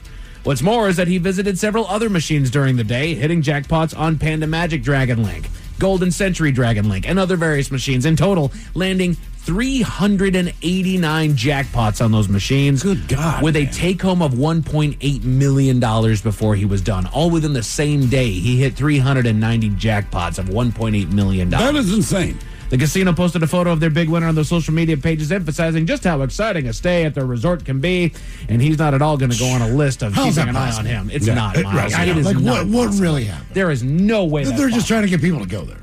Right? Something. It is either a ploy by the casino or this dude has a hack. 389? Right. I mean, how does he one- not? Yeah. One is a big deal. One's a huge deal. Hitting two would be amazing. Huge. 3, unheard of. But you clean him out for just shy of $2 $389? million after 390 jackpots? Something's fishy. This guy's got something going on. Or like Miles said at the casino, like, hey, man, come visit our casinos. Right. Look what happens. Our slots are giving money away. Pretty much. Right. I'm waiting for the follow-up on this one. We will get more news on this. Right now, it's in good news because, hey, guy's $2 million richer, but... Yeah, he's like, I don't care what the thing I'm happens. waiting on this one.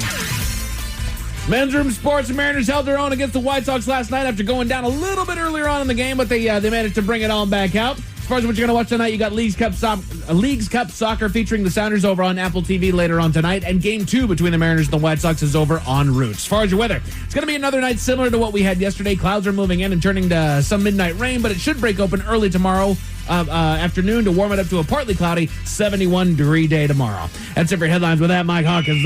Thanks, sir. Appreciate it. We'll see you tomorrow for the return of Big Dummy. The head chef's back with Ted's Meat and Potatoes. Lovely Jolene's coming up next. Yes, indeed, it's all true, but in the meantime, well, we be all about this bitch. So until tomorrow, please do what you do best. And for Aletha's sake, stay beautiful.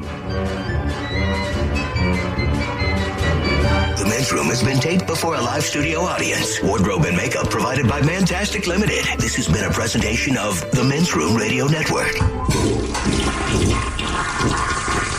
Oh, man. A Double Flush production. Working as a dedicated Fidelity advisor, I always ask, what's important to you?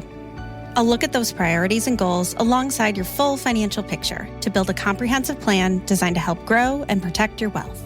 With proactive portfolio insights and an eye on taxes, I'm here to help you make the most of your money. I'm Laura Maxwell, and I'm a dedicated Fidelity advisor. Learn more at fidelity.com/wealth. Investment minimums apply. Fidelity Brokerage Services, LLC, member NYSE, SIPC. You don't just live in your home. You live in your neighborhood as well. So when you're shopping for a home, you want to know as much about the area around it as possible. Luckily, Homes.com has got you covered. Each listing features a comprehensive neighborhood guide from local experts. Everything you'd ever want to know about a neighborhood, including the number of homes for sale, transportation, local amenities, cultural attractions, unique qualities, and even things like median lot size and a noise score. Homes.com. We've done your homework. Okay, hear me out. When your plumbing backs up, I want you to think of me. That's right, the Ted Smith. Because my name means money-saving discounts. The Ted Smith is going to save you $100 when our pals at Pinky's Plumbing clean your crappy sewers. Yeah, they call me Old Sewer Smith. And that means you save. So when your plumbing backs up and things get stinky, say my name. The Ted Smith, Pinky'sPlumbing.com. When your plumbing backs up and things get stinky, call Pinky's. Ready to explore Europe the striped way? Then fly with Condor Airlines. With non-stop flights to Frankfurt, Germany, it's easy to connect to vibrant destinations across Europe. Whether you're sipping espresso in stylish Milan or raising a stein at Oktoberfest in Munich, Condor makes your journey just as enjoyable as your destination. With spacious cabins and relaxing service, your vacation starts the moment you board. Fly the striped way. Visit condor.com today. This episode is brought to you by Progressive Insurance. Whether you love true crime or comedy, celebrity interviews or news, you call the shots on what's in your podcast queue. And guess what? Now you can call them on your auto insurance too with the Name Your Price tool from Progressive. It works just the way it sounds. You tell Progressive how much you want to pay for car insurance, and they'll show you coverage options that fit your budget. Get your quote today at Progressive.com to join the over 28 million drivers who trust Progressive. Progressive Casualty Insurance Company and Affiliates. Price and coverage match limited by state law.